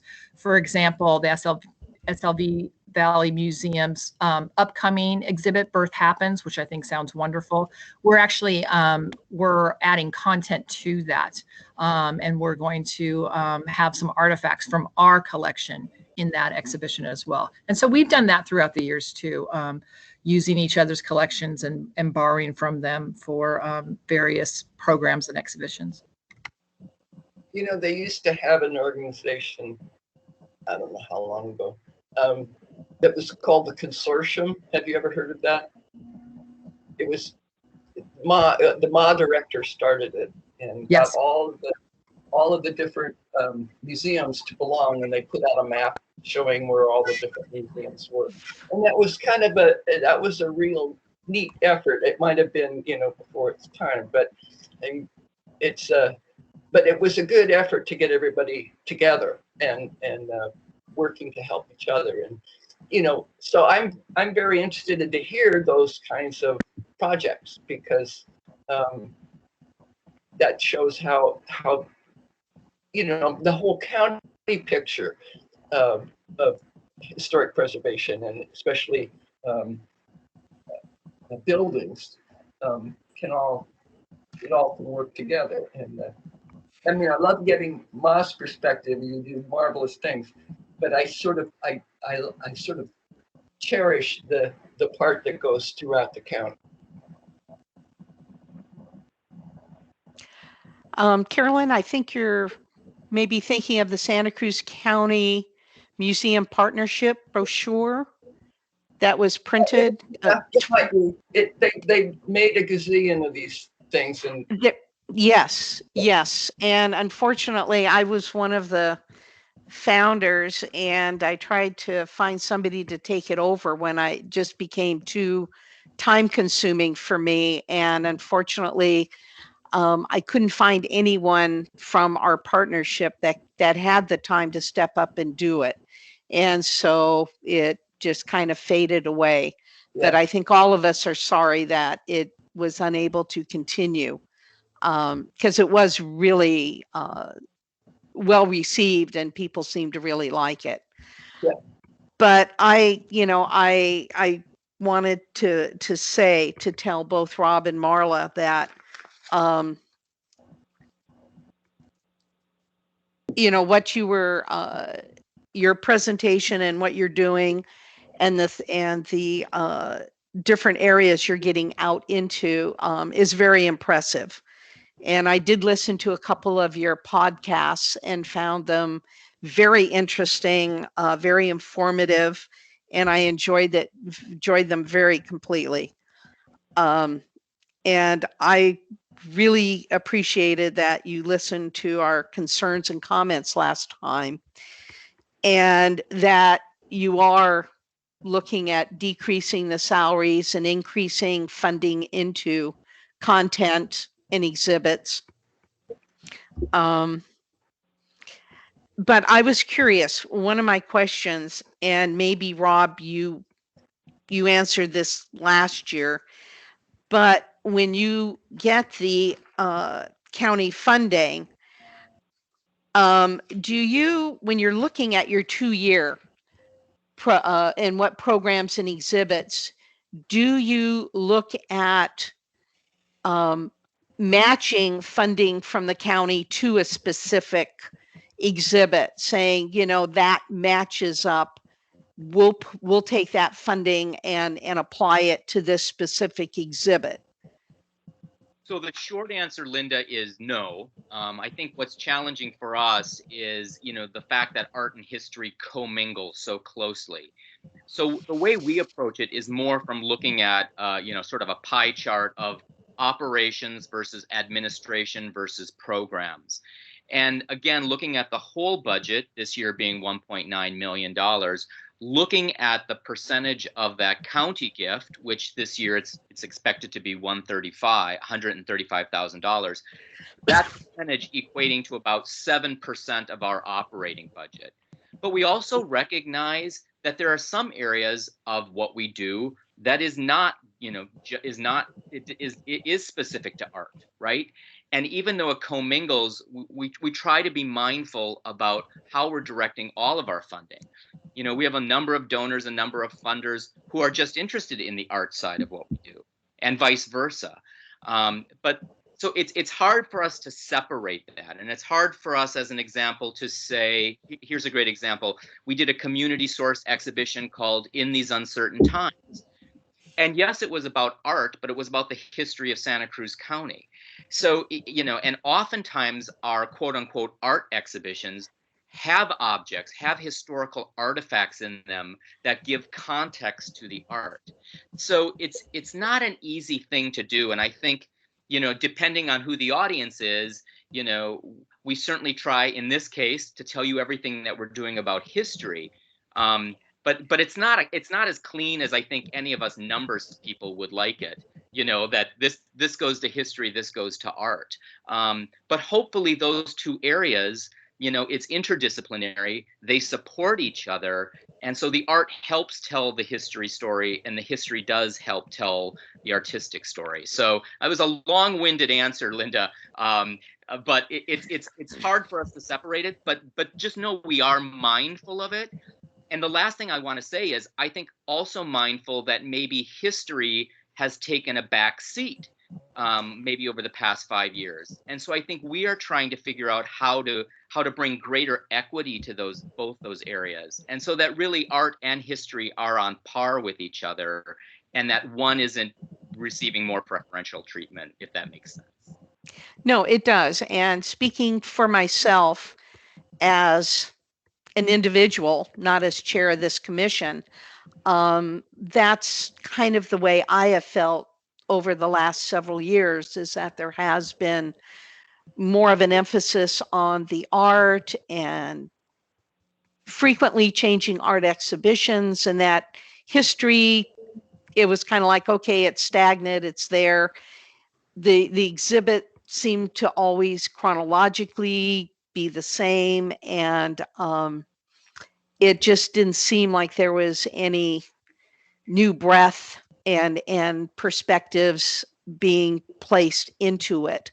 And I think for me, seeing that it is getting more attention and becoming more an integral part of MAW, where, like you say, it is considered equally with the art side, is important to me. And I'm very encouraged to hear you say that. Well, thanks, Linda. The other thing I just want to share too, Marla alluded to it, but this new residency program that we're launching, even though it's an artist residency or a creative residency, the whole residency is about research and history. So again, it becomes another great example of how those two areas support each other. And quite honestly, just as a criticism to our organization, we're really behind the times in terms of how we've digitized our collection. And so Marla and I and the team have had some very thoughtful conversations this past year. We've had a lot of time, but really how we might be able to get some funding from some bigger partners to help us digitize our collections and tell those historic stories and hidden stories, in a more robust manner. So I guess that just tells you a little bit about where we're going and some of the projects that are on our, 2 to 3 year horizon beyond the exhibition work that we're doing. Thank you. I had a question about on your budget. You mentioned Evergreen and Davenport, and earmarking $5,000 for the two of them. And looking at your 5-year plan, is there any will there be any, I guess one thing is that how is that broken down? Is it 2,500 equally to the two of them, or not? And do you see, looking ahead, that amount being increased? Yeah, so in it's such a low amount of money, right? And so it does split out, Linda, to probably like 90% Evergreen, 10% Davenport, because Evergreen requires a lot more maintenance. Luckily, we have a great volunteer committee. I'm sure you know many of our Evergreen Cemetery volunteers who really do take care of that beautiful location. But for us, the bigger costs in the coming years are going to be the upkeep. So we've been very fortunate to receive a grant for an ADA pathway that we'll be putting in there. There's discussion with a number of partners around the county about some more commemorative landmarks to be going in there, and we'll certainly keep you all updated on that. But the cost of maintaining those, certainly, as you know, well exceeds the $5,000.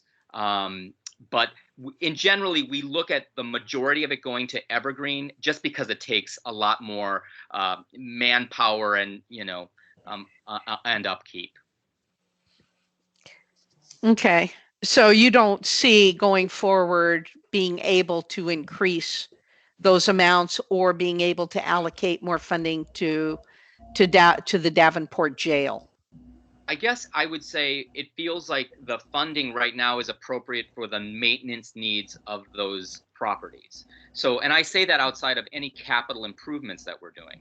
So the ADA, just to give you a point of reference, the ADA project is about $150,000 capital project that is outside of the $5,000 maintenance costs. And so, as you mentioned, and I really appreciate you looking at the numbers, because it's important to see how we've allocated that. But for us, labor is a big part of it. You're seeing staff time. We have a director of operations and facilities who really oversees that volunteer committee who's maintaining that cemetery. Marla and Marla's team, the educators, the outreach coordinators, that's where a lot of the work is happening. So I think, we could certainly move money around and, show $10,000 in maintenance. I just don't know if it's really a true cost. I feel like what I've presented for you really shows you where we're leveraging the money. But as I said earlier, we've got some big capital projects on the horizon that are going to well exceed our $5,000 maintenance budget, and we'll certainly keep you updated on all of those. Okay. So I just have one more and hopefully a very quick question for Marla. Going back to, you mentioned the UCSC partnership, and you mentioned a cohorts meeting monthly. Could you tell me who those are? Oh my. So I don't attend them. Wyatt Young does, but I do know that it's about 26 people. It definitely is. Capitola Museum, super active. Aptos, SLV, very active. Natural History Museum, sort of all of us. UCSC Special Collections, and then Wyatt is our MA representative. Okay. So it is other county museums that are involved in this.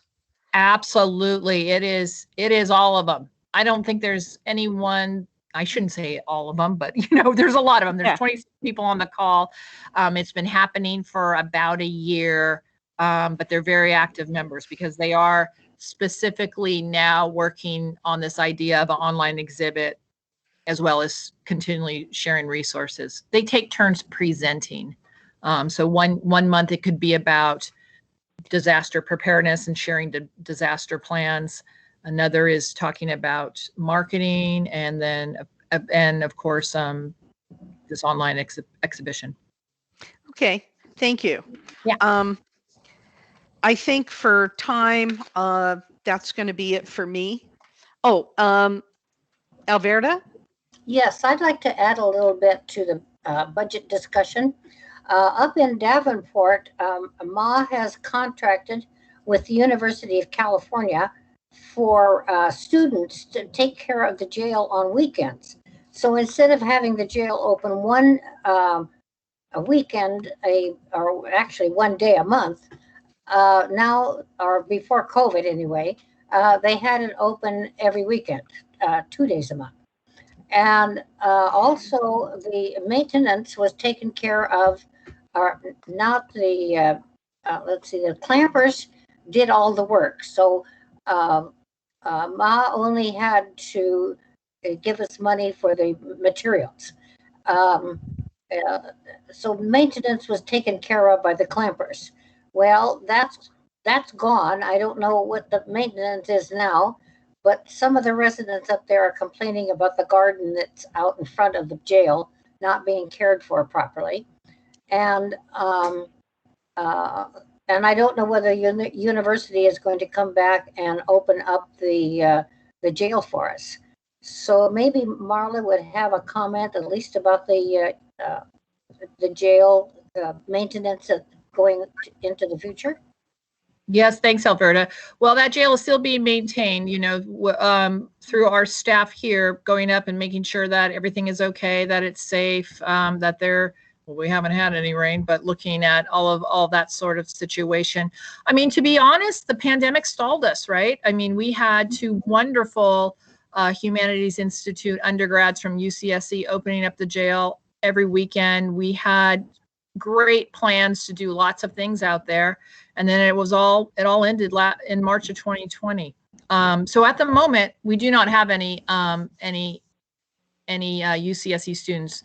It is a possibility, though, that we could do that again. And so it's us talking to the Humanities Institute, and they love the program. I mean, it was fabulous. So I'm hoping that will happen in the future now, but we just sort of have to regroup what can come next. We would love to have the Davenport jail open.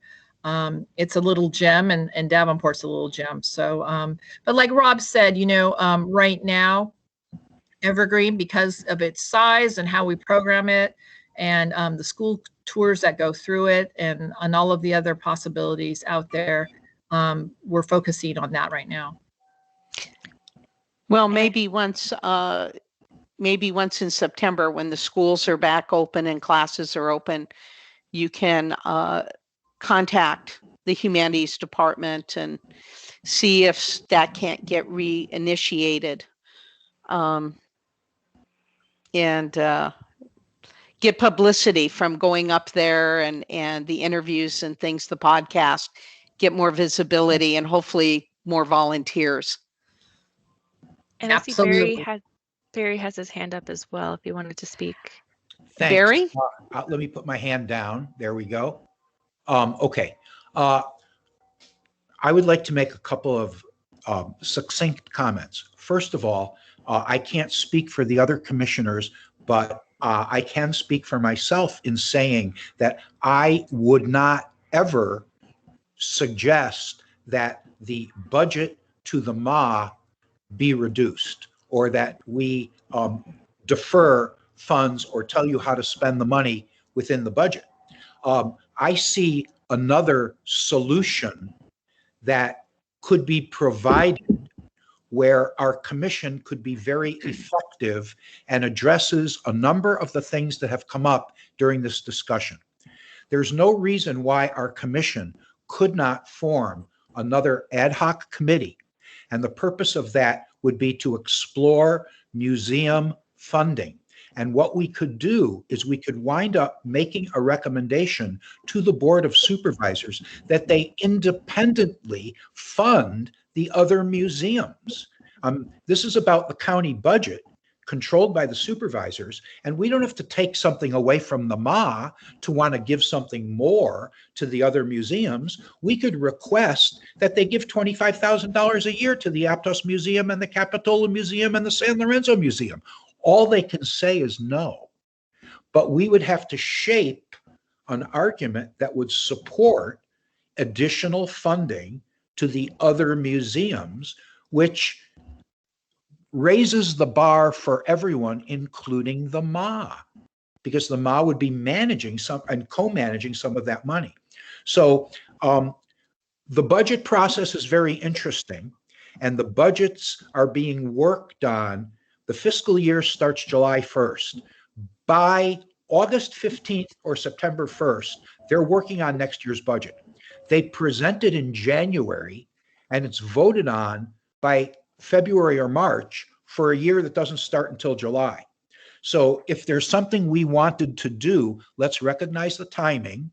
And as a county commission, I think that we can make creative suggestions and proposals to our Board of Supervisors, this being one whole subject that we can address further at another time.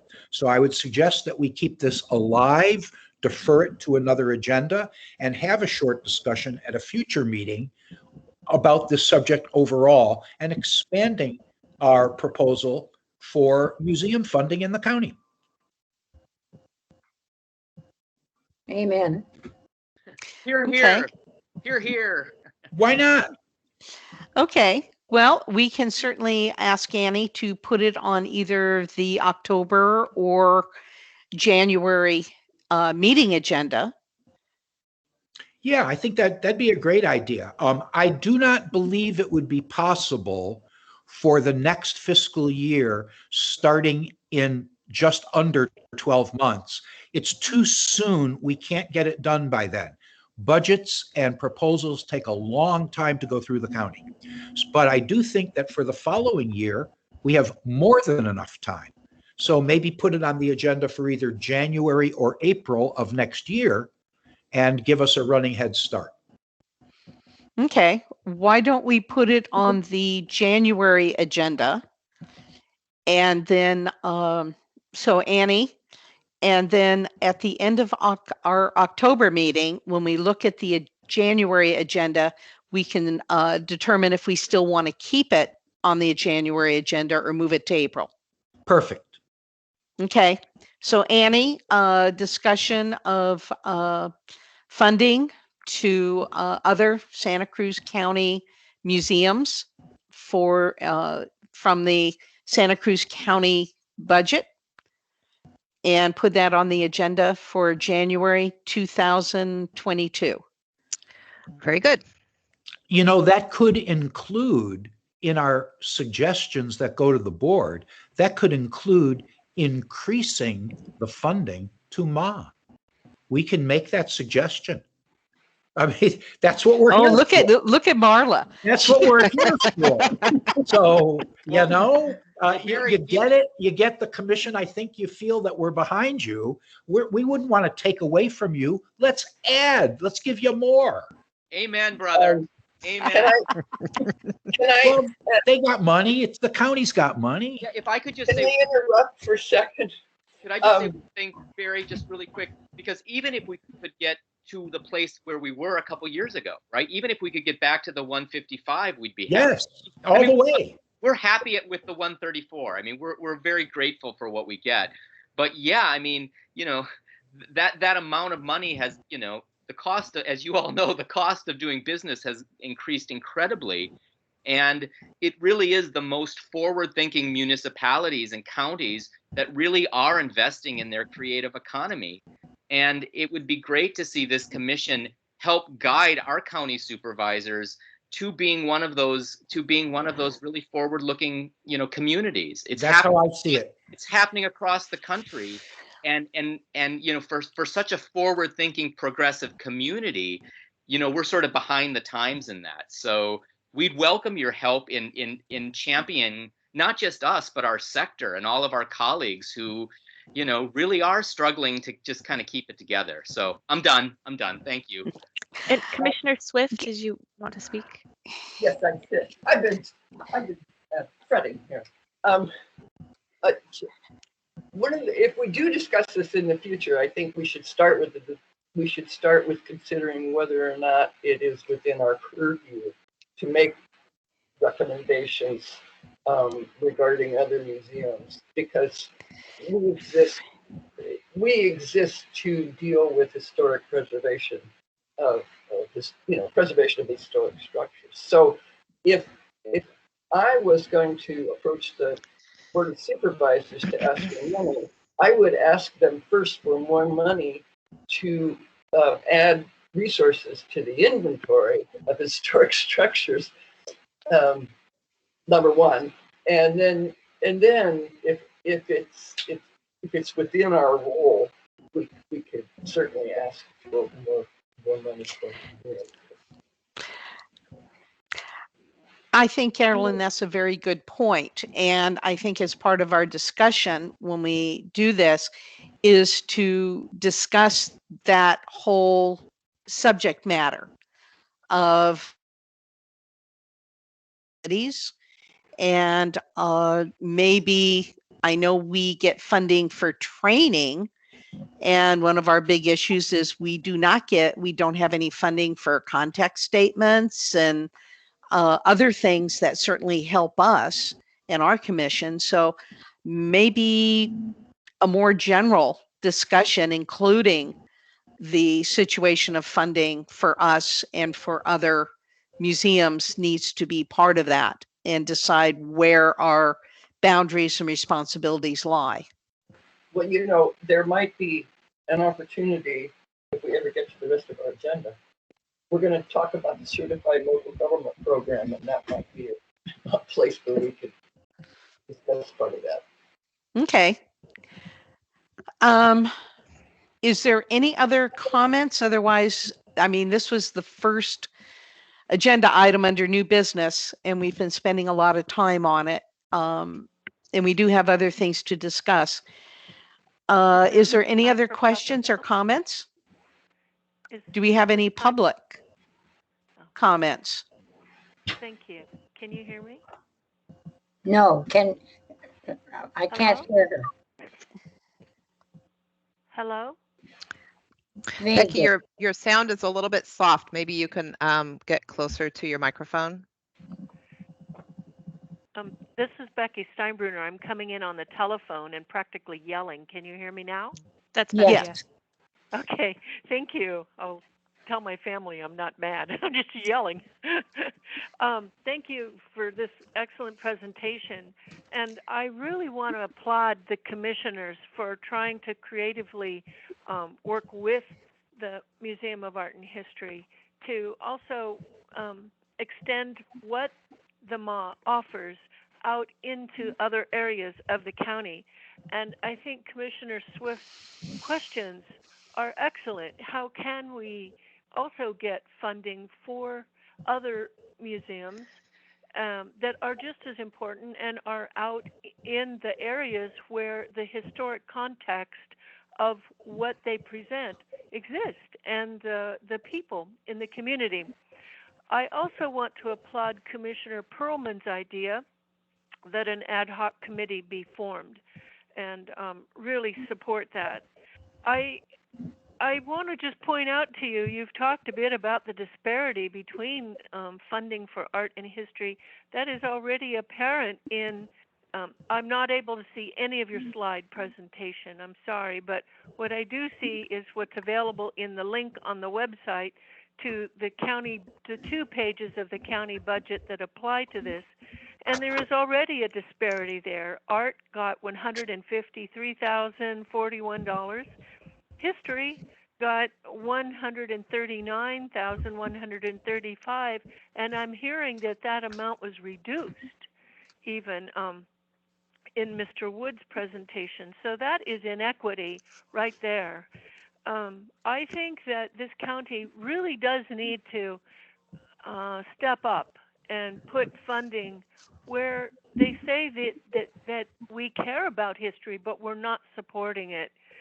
And we really need to do a better job of reaching out in a way to schools to help the youth understand and appreciate the connections with the past.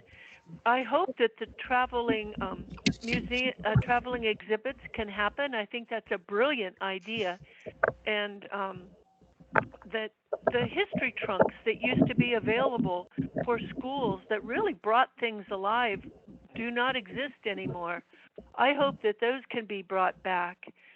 I am a little concerned that the major exhibit, Do You Know My Name, is done, but it wasn't brought before this commission until now, and that supports an earlier request from what I heard from commissioners is that the MA meet with the commission, this commission, more frequently than once a year, so that there is a better level of collaboration.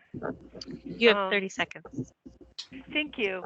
I have gone on the MA's website and I cannot find any links to the Blue Plaque program to be able to research and find what blue plaques are in my neighborhood or in the county. If you can help me find that, I would appreciate it. Thank you all again for your good work, and I really appreciate it. Thank you, Becky. Is there any other public comments? No other public comment. All right. So I'm bringing this now back to the commission.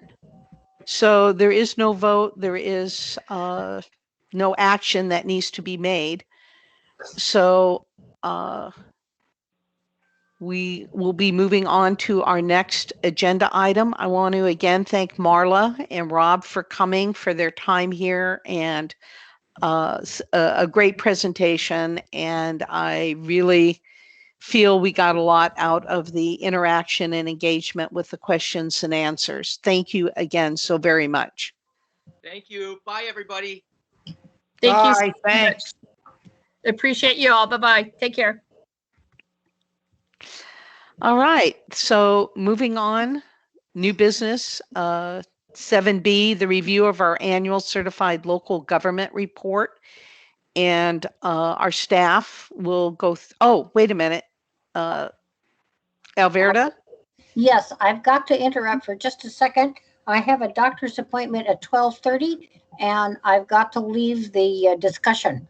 So I'm hoping that you'll have some kind of a record so that I'll know what happened at least to Alba Schoolhouse. Absolutely. Yes, we're recording Okay. the meeting as well, so we'll make that recording available to you, Alberta. Okay, thank you very much.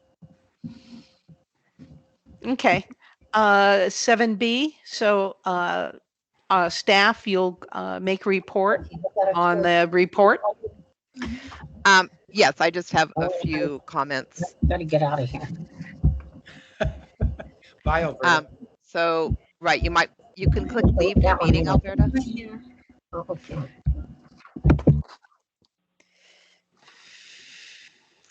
Okay, Santa Cruz County is a certified local government, meaning that we maintain a working relationship with the California Office of Historic Preservation. Our status as a CLG helps to ensure that our regulations and processes related to historic preservation follow appropriate state and federal guidelines. Each year, as a CLG, the county is required to provide a report to the State Office of Historic Preservation outlining the activities and accomplishments of the county and your commission towards historic preservation. I've provided this report to your commission for review and comment. Thank you. So have all the commissioners looked through this report? Do we have any comments? Yes. This is Carolyn. I'm looking through the report. I was trying to find the part that I wanted to talk about. It is soon, what I got from reading the whole thing is that what is most important to us and what we would like most to do and what we hope to accomplish is to increase the inventory. But we can't because we don't have any funding. So of all the things we do, and it looks like, a lot of the boxes that we used to be able to check, we can't check. It says, well, we didn't have any new properties, and we didn't do this. We don't participate in a lot of things. And so I don't know, in a way it makes me feel like we're not good for much. If we can't actually do anything to get preservation for more historic structures. So what we have and what we're putting forward in this document is that we work on a watch list. And I don't know, I think the watch list has maybe 5 buildings, including the one on Playa Boulevard in Silver Beach, which is a story by itself. So we have these few buildings on the watch list, and the watch list is something that we came up with so that we could at least identify buildings that we might put on an inventory if we could put something on an inventory, which we can't do because we don't have enough money. So I would really like to see us address this more directly. I mean, if we could really kind of pinpoint that. We talk about goals, and getting more things on an inventory is a goal. I think even looking at the watch list, and if we made it a goal for each commissioner to, once a year add a building, find a building, and to add to the watch list, we would at least have 5 buildings a year that we could potentially be identifying as historically significant. So that's all I have to say. And I just wanted to comment that I know it's on the same agenda. Linda has been working on a spreadsheet for the goals, but I think having a robust discussion with the commission about goals, that in the following report we can hopefully expand on that and add to additional goals the commission may have as well. So is there any other comments on this? Otherwise, we will need to have a motion and take a vote for approval to have this sent in. Excuse me. May I make one question regarding number C, attendance record? Okay, I do believe that we're talking about October of 2019 through September of 2020. Is that right? yes. Was there September not a meeting in October of 2019? Because it is unchecked. I do know we canceled the April 2020 meeting, I believe, but I believe there was an October 2019 meeting that would require us to check the first box and would provide 3 meetings in last year with 1 canceled. that may not be right, but please consider. Okay, thank you, Barry. I will check and make sure that this is accurate. Thank you. Any other questions? If not, then Annie, can we take a motion with that modification to the I have a motion? comment. So we have a public comment. Yes, please. if you can please, in the future, just press *5 so that we know that you have a comment ahead of time. But you can speak now. Go for it. All right, thank you. I apologize. This is Becky Steinbrunner. I've read through this report too, and I'm of the same mindset as Commissioner Swift. I see a lot of empty boxes, and that concerns me, especially page 9C. There are no local tax incentives for historic preservation. This county needs to take on adoption of the Mills Act. That's one thing that could happen, and Commissioner Miriam has presented very good information about that and how this commission can make recommendations to the Board of Supervisors to begin adoption of that. There are also no local grants to help with acquisitions or to support people like the Coolies who own historic properties and could benefit by some sort of incentive or support, even to help fill out some of the state reimbursement grants that are available now and will expire in 2025. That's one thing we could be doing. And I am very concerned, as I have heard other commissioners voice here, that our county is not really spending money and time and resources to supporting historic preservation. I think that is an excellent thing for your very capable and energetic commission to do. And I really applaud your suggestions, especially Commissioner Perlman, to move forward and get some things going, because that's going to energize the whole picture. And thank you for doing that. You have 30 more seconds. Thank you. So that is my concern. There are many properties out there. The one that has really my heart broken is the Redmond Hirahara property in the Pajaro Valley, because of the rich story behind it and the significance in the South County. So I hope that we can all work together and really make a difference moving forward. And thank you all for your very good work. Thank you, Becky. Any other comments on this report? I don't see any other public comment. Thank you.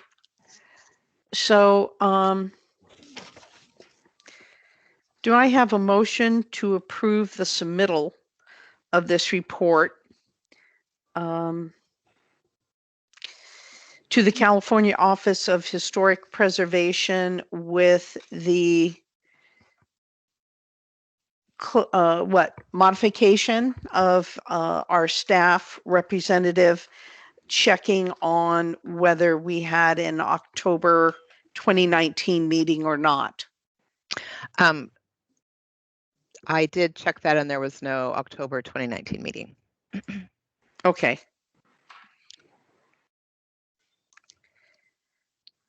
All right. Do I have a motion to approve the submittal of this report?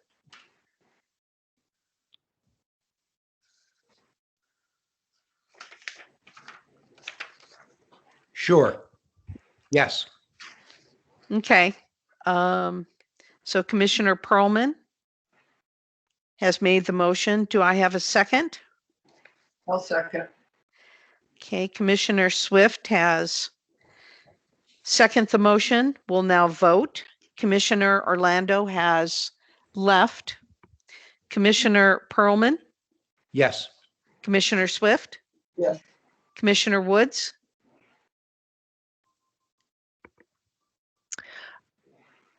Commissioner Woods, you're muted. If you can just click the microphone at the top. Yes. There we go. Commissioner Phillips? Yes. The motion has been approved to submit the CLG report. Has passed. The next agenda item is training opportunities for the remainder of 2021. I did do some research online, and the only opportunities I've found to date are webinars, which I know is not your commission's preference. So I can keep checking with the hopes that there may be some in-person trainings made available later this summer and report back to your commission in October. And I believe that Commissioner Swift and possibly other commissioners may have ideas as well. Okay. Is it appropriate to mention that now? Oh, definitely. Okay. I had, but I don't have it in front of me. Heck. I sent to Annie a outline of a program that Joe Michaelak put together for the Genealogy Society, and he gave a whole presentation. And it is the best thing I have ever seen on how to research historic structures in Santa Cruz County. Cool, And great.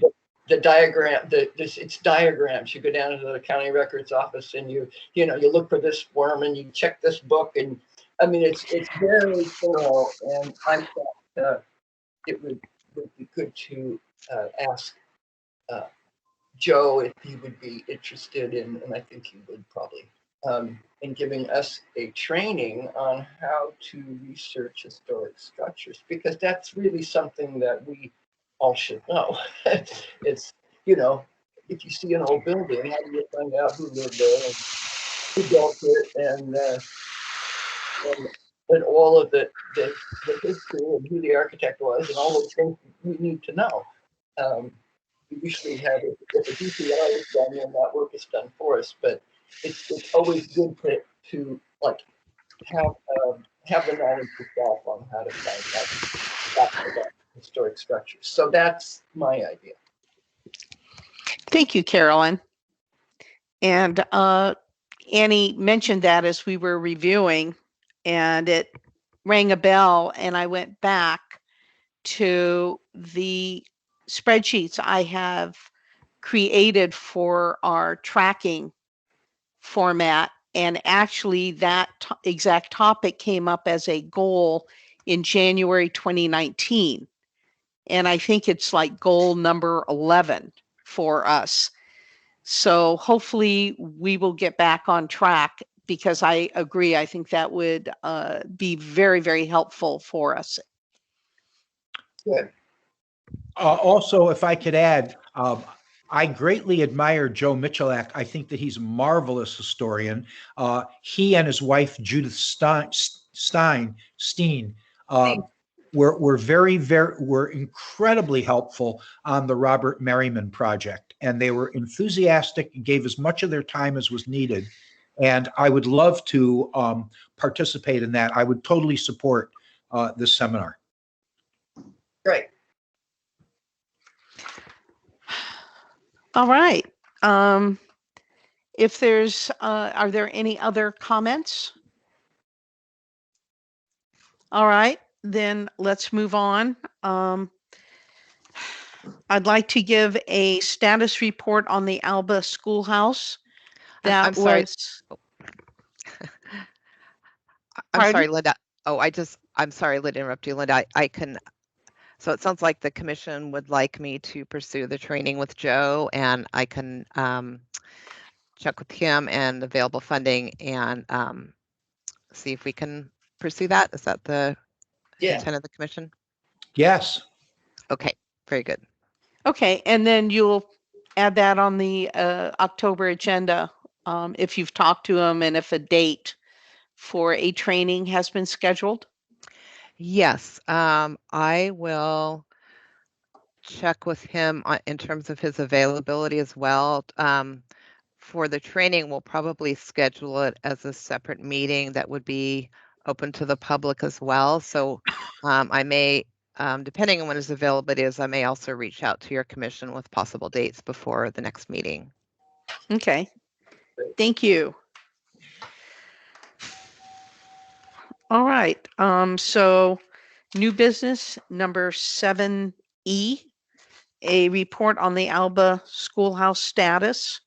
As we discussed, the Alba Schoolhouse was completely burned down in the CZU fire. So I've talked to a couple people and done some research. This is where things stand now. So a little bit of history and then what the planning is going forward. So, so the first slide should be the oldest one of just the Alba with the children standing in front of it. Can you go to the next slide, Natisha? Oh, there we go. Nope. Oh, next one. That's the one. Okay. So the schoolhouse was built in 1896, and this photograph was taken in 1907.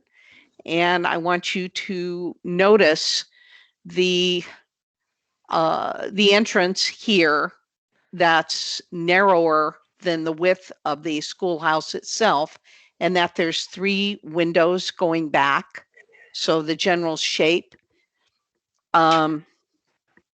So the history is in the San Lorenzo Valley that there were several outlying one-room schoolhouses, much like the Alba Schoolhouse, scattered around the valley. But as Boulder Creek and Felton grew, the one-room schoolhouses were consolidated into the new San Lorenzo Valley Unified School District. The children in those schoolhouses were moved to either the Boulder Creek Elementary or Felton Elementary schools, and the outlying schools were then closed and torn down. Now, going back one photo to show the Sequoia School. So the Sequoia School was located out about 5 miles out, Highway 236 on the way to Big Basin.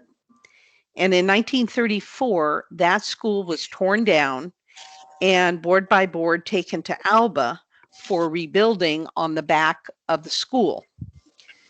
So then when you go to the latest school pictures, and we have a front, a middle, and a back, you will see the shape in the original schoolhouse, and then you see on the back end where Sequoia was added to it. Not that one. There you can see where it was put on the back end. So this was the latest configuration. So, and you can see the double doors set back a bit from the original schoolhouse where the boys walked into the classroom on one side and the girls on the other. Now, the Alba Schoolhouse and that property is owned by the San Lorenzo Valley United School District and is leased from the school district by the Alba Park and Recreation Special District, and they pay a lease of $1 a year, and the current lease is ending in 2025. And the Alba Special District is one of 4 special districts in Santa Cruz County, and they are Alba, Boulder Creek, Opal Cliffs, and I think La Salva. The Alba Park and Recreation Special District, the only income they have for the maintenance and care of this building was donations, and an annual barbecue fundraiser that they held on July 4th. I went to it this year. This year was the 127th barbecue, and they've held it continuously except for last year being the only year it wasn't held. The schoolhouse has been used continuously after it was closed as a school, as a community center and private library for the Upper Alba Road community. The Alba Schoolhouse was the last remaining historical schoolhouse in the county, still in its original location. Then in August 2020, the CZU fire burnt it completely down. There's nothing left. So as we discussed at our last meeting, this will result in the removal from the historic resources inventory. So here we are currently. So the Alba Park and Recreation Special District does have a board of directors, and they would like to rebuild the Alba Schoolhouse as an exact replica, and they do plan on obtaining permits, following current building codes, and they want to utilize green materials and methods whenever they can. They would also like to change their special district boundaries to add more households, though they do not receive any funding from taxes. The San Lorenzo Valley United School District did have the schoolhouse insured and did receive funding, or did receive monies from the insurance company. So they have gotten refunded for that building. I read in a KION interview with the current SLV USD superintendent, who said that there is 4 options for the school district. And that is 1, rebuild the Alba Schoolhouse exactly how it was built. 2, not build the Alba Schoolhouse. 3, rebuild the Alba Schoolhouse and sell the property. 4, not rebuild and sell the property. The Alba Special District has approached the school district to find out what the school district plans to do with the insurance money and if it will be available for rebuilding Alba, but there have been no direct talks between the two groups yet. In 2016, the Santa Cruz County requested LAFCO to conduct an audit of the 4 park and recreation special districts, and I've read that account. So if anybody else would like the link to it, I'll be glad to send it to you. Alba is the smallest of the 4 special districts, with a total of 224 households. So the Alba Special District is not a tax deductible entity, so it is approaching the Community Foundation about setting up a 501c3. They are currently fundraising and approaching businesses for pledges of support. They've had an offer from an architect to help. I have talked to 2 people on the Rebuild Alba committee and explained that Alba was on the inventory list, but it needs to be removed because there's nothing left. They seem to be unaware of our inventory and that Alba School District was on it. I told them that if Alba is rebuilt and if the design is an exact replica of the original, the HRC will be happy to work with them in what will be needed to have it relisted on the inventory. But at this time and with this information, I expect this will be a very long process and a lot of questions will need to be answered. So that's how things stand currently. Are there any questions?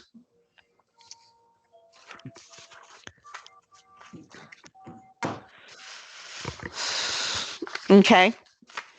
Well, a quick question. Do we know what the insurance money payout was for the total loss?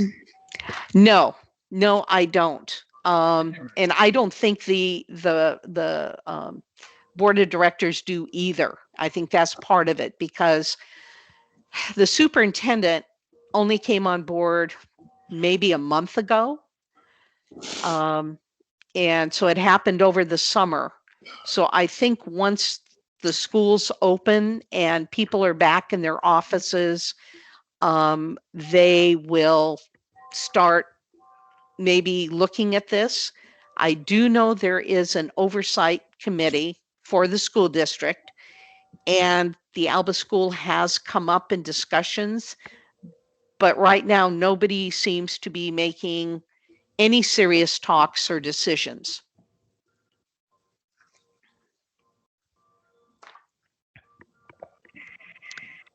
Oh, there is one hand raised for public comment if the commissioners are done with their discussion.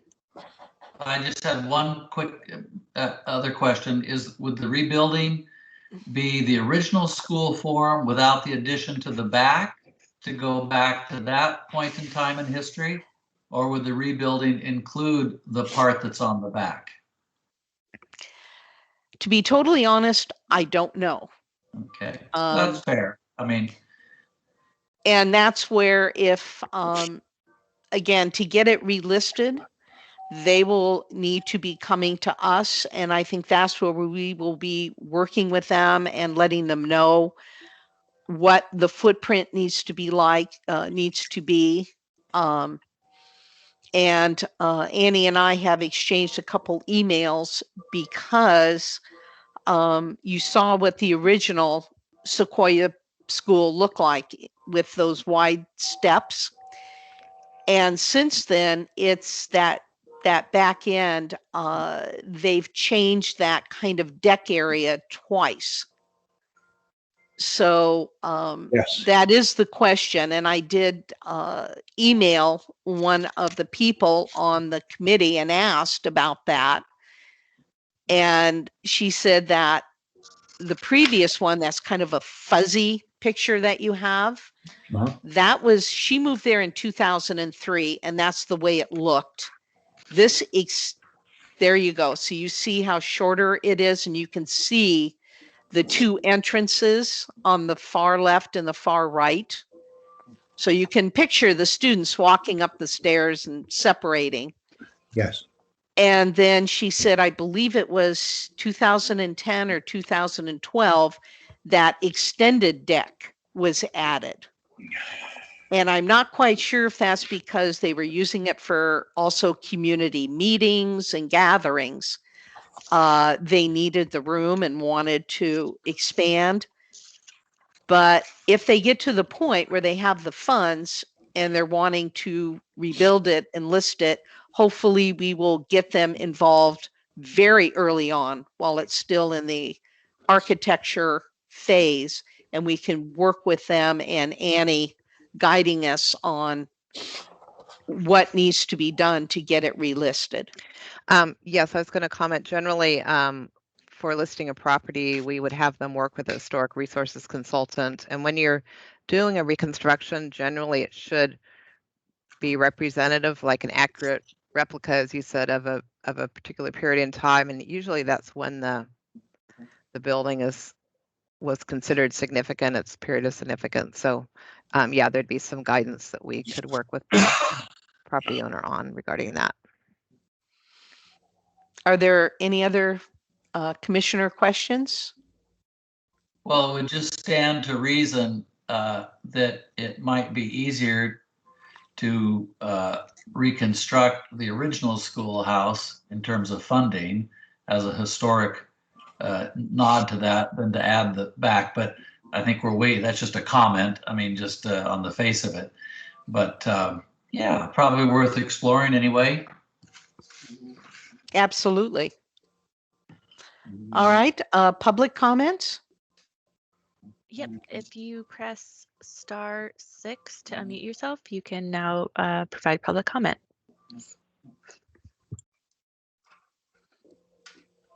Hello, can you hear me? If you could speak a little bit louder. All right, I'll start yelling again. Thank you. Thank you. This is Becky Steinbrunner in Aptos. Yes, Becky. Thank Sorry. you. I Go can't ahead. see any of you, so I don't know what's going on. Can I speak now? Yes. Yes. Sorry about Thank you. I want to thank you for the report.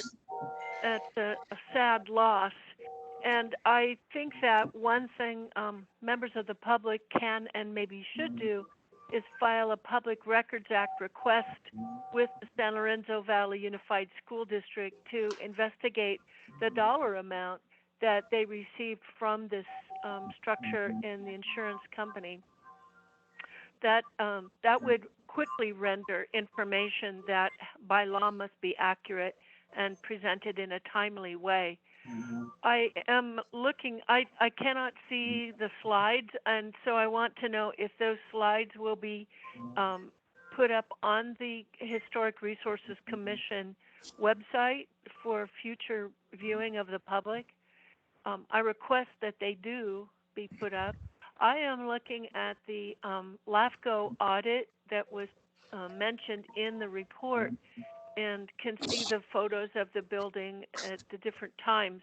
There are different recommendations that were made by LAFCO in that report that could also be of assistance now as the hopeful rebuilding effort moves forward. So I hope that it will be rebuilt. I hope that it will be done in a way that is historically correct for what was there, and I sympathize with the community. I know people up there, and they're just devastated that that wonderful place is gone. So thank you. Thank you very much for your report. Thank you, Becky.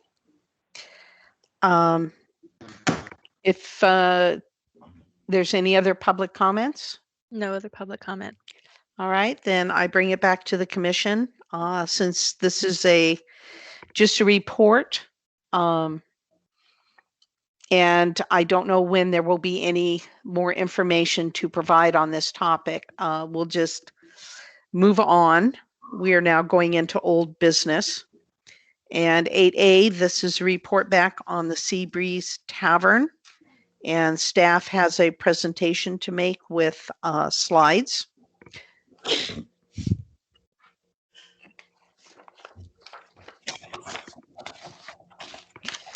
Thank you, Linda.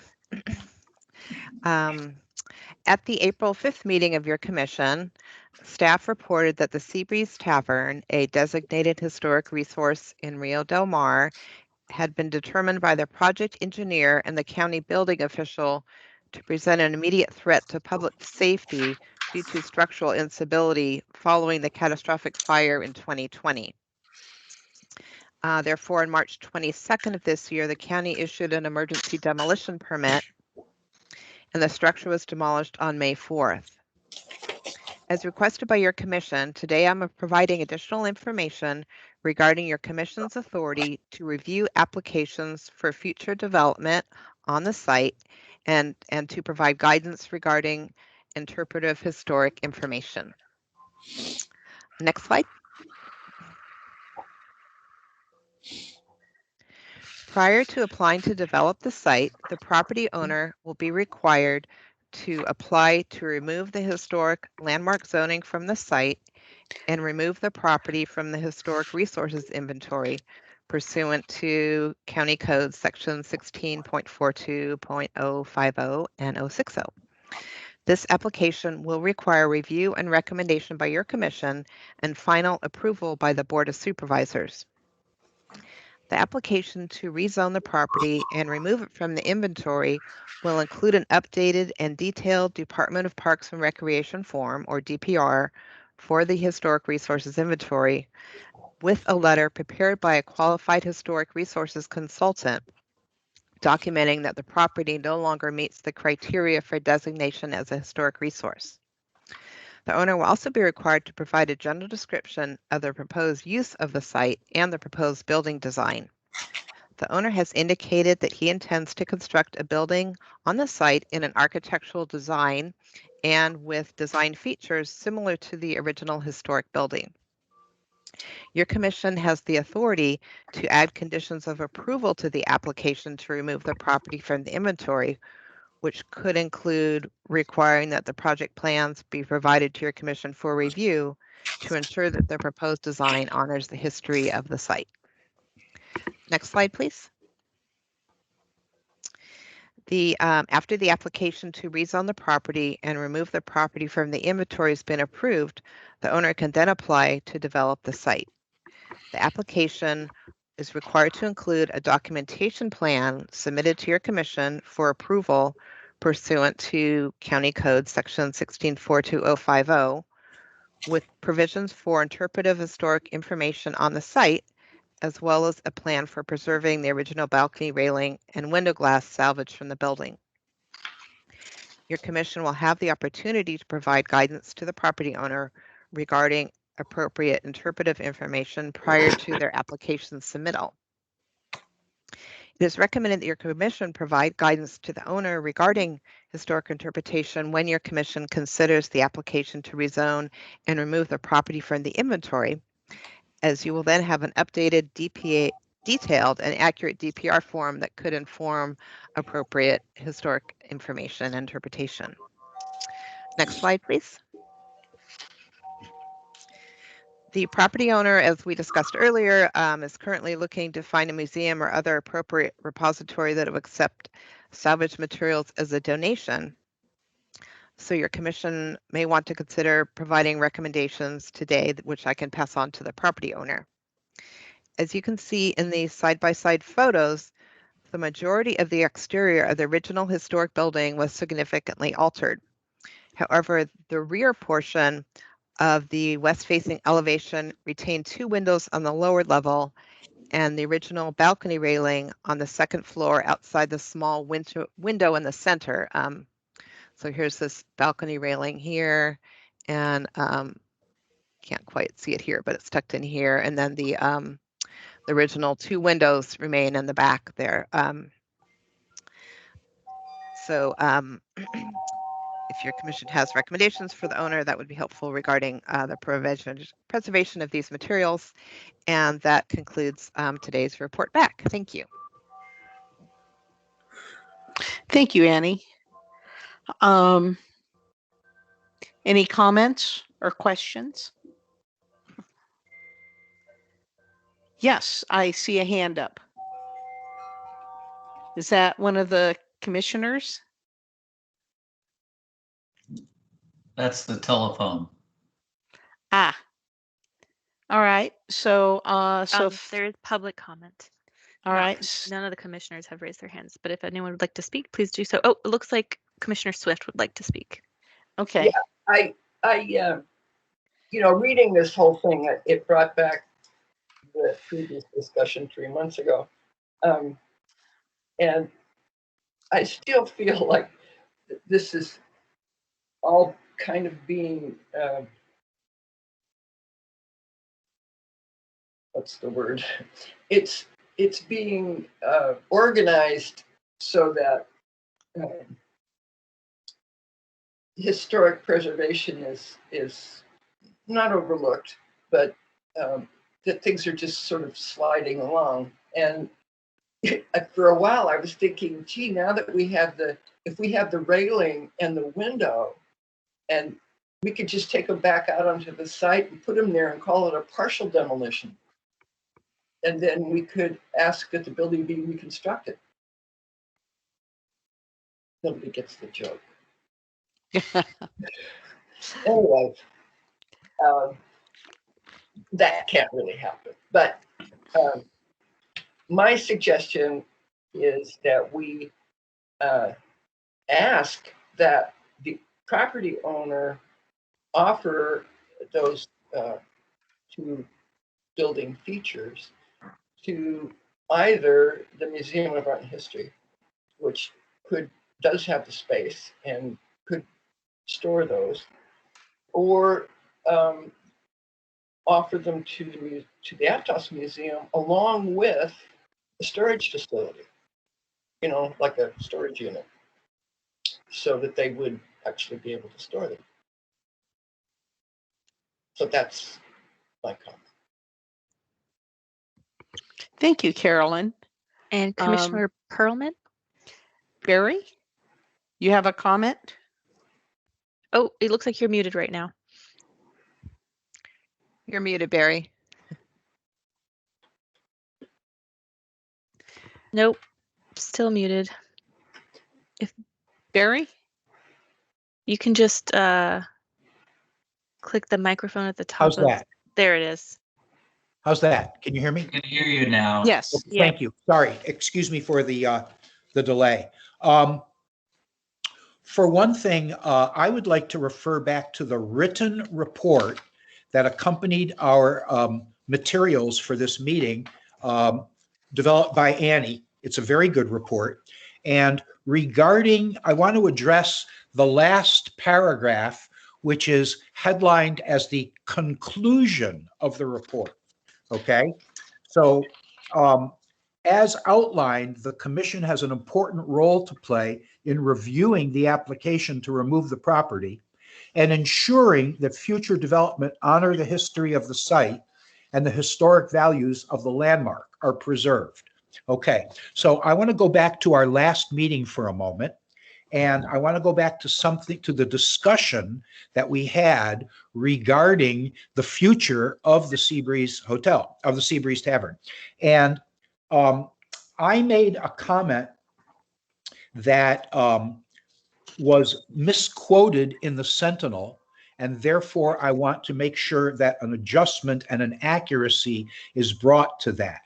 The Sentinel said that I said that we should have a picture, a miniature of a photograph picturing the original building in the 20s that would be part of a statue placed at the corner of the building.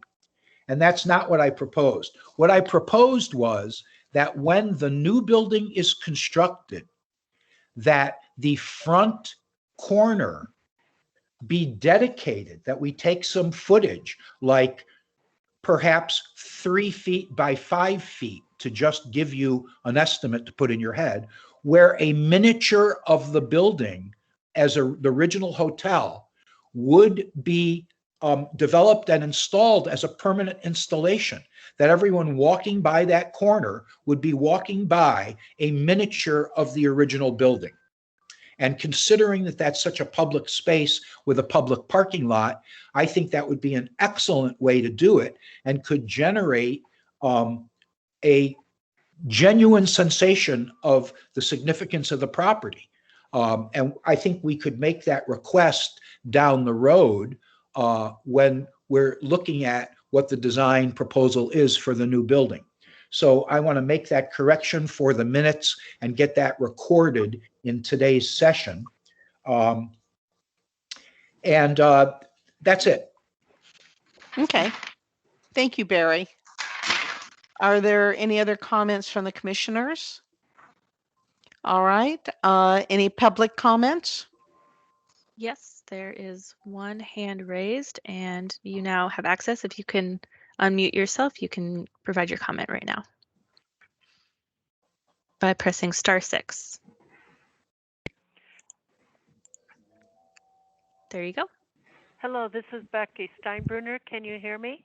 Yes. Yes. Thank you. Thank you for this update. I respectfully ask that your commission move forward with what is needed so that the property owner can submit a building permit application, but with the requirement that the design be reviewed and reviewed by your commission, and that you have the ability to make recommendations that would preserve the integrity of the historic site in terms of design and the importance in the Rio Del Mar community, not just merely a rubber stamp, but that you would have the real ability to require, as you did in the Aptos Village project, changes be made to preserve historic resources and quality of the development.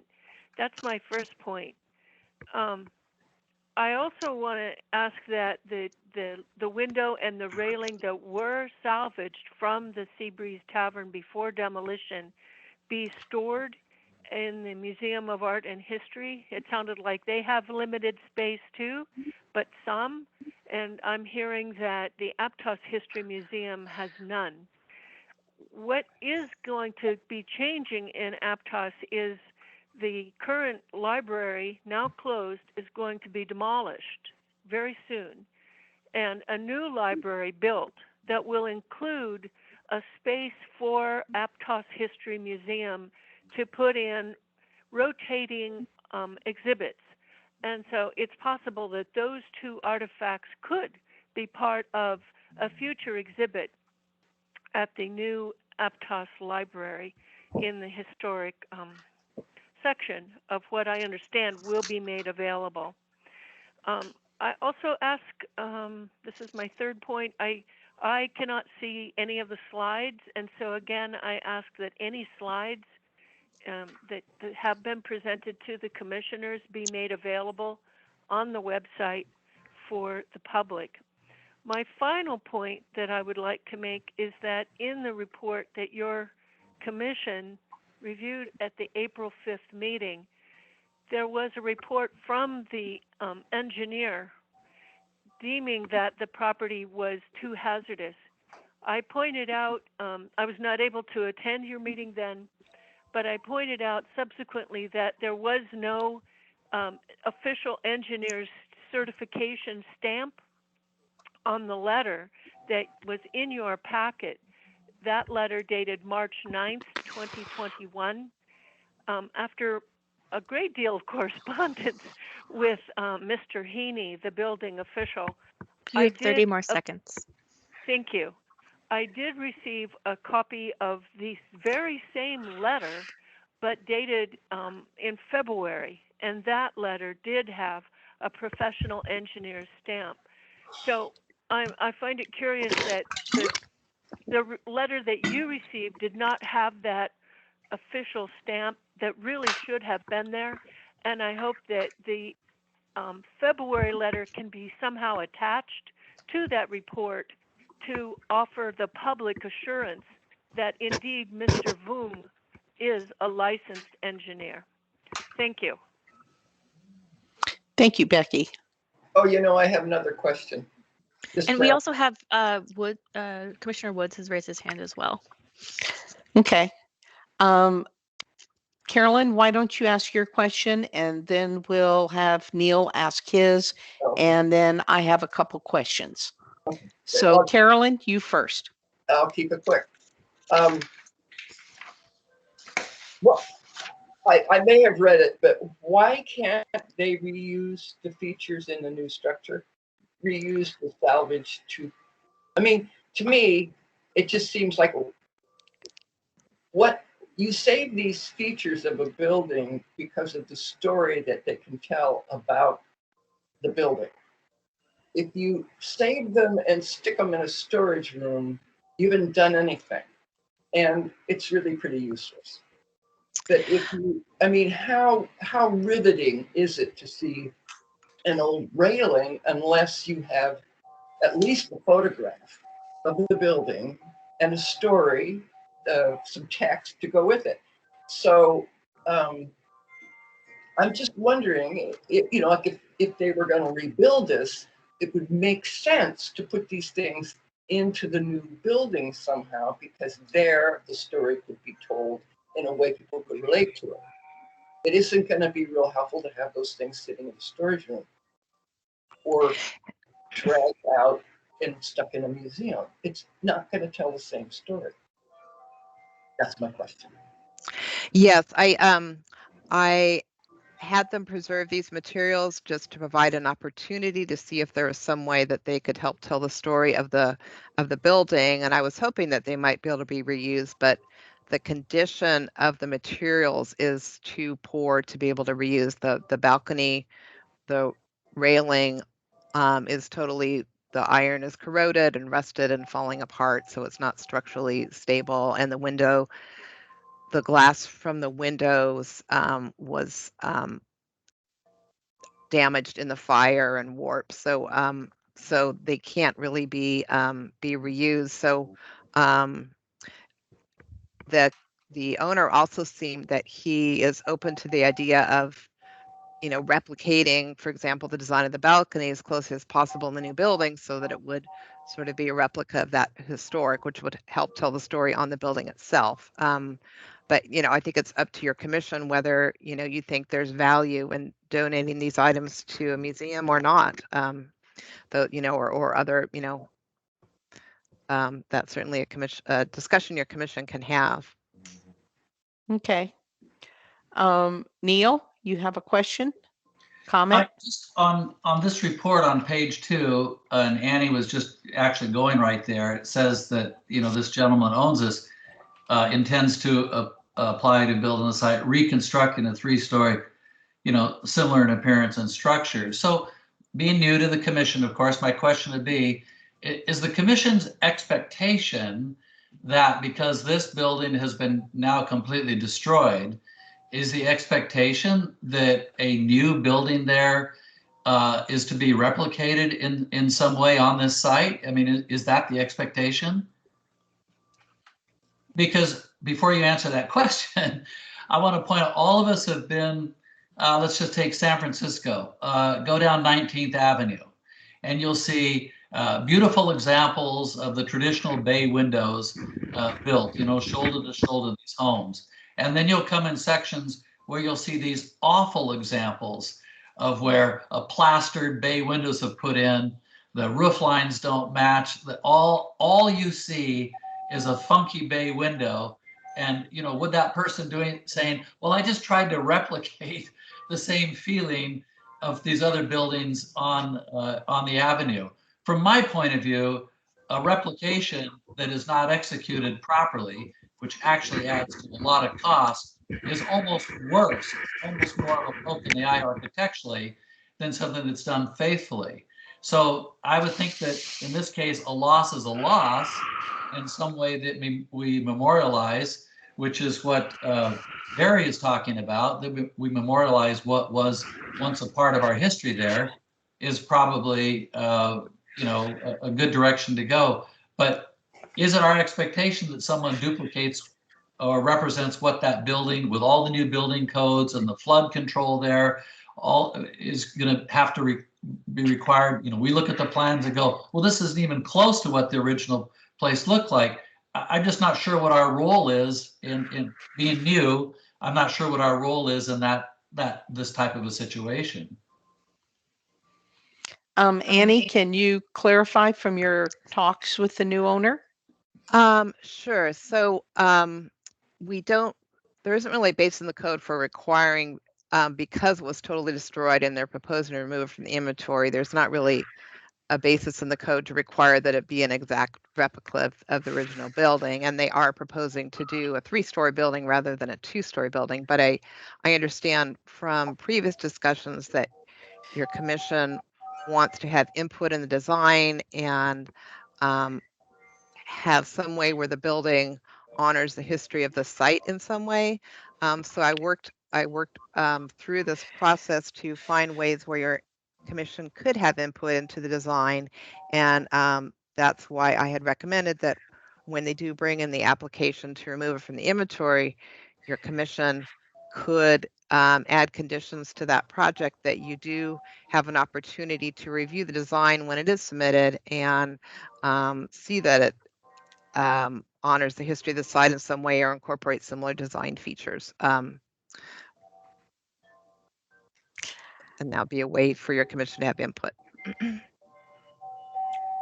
I think that's excellent. I think that's right, the pinpoint proper place when it's being undesignated is when we put in our recommendations.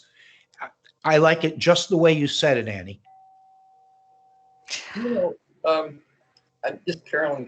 I just wanted to add that I think it's the Secretary of, my memory isn't quite as good as it used to be. There's, when a building is historic, designated historic, and there's a proposal that is going to alter its historic appearance, there's a number of things that you can do. One of them is to rehabilitate it, preserve it, rehabilitate it, restore it, or reconstruct it. And so, since none of those options are available to us, we're sort of at the in a position where we can only suggest. We can't make the owner reconstruct it.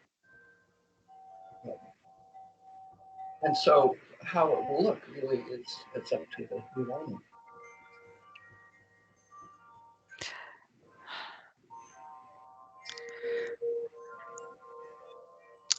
Yes, I do. Your commission will, as I mentioned, you would have an opportunity to have some input on the design as well if your commission thought that was a way to help the site, honor the history of the site.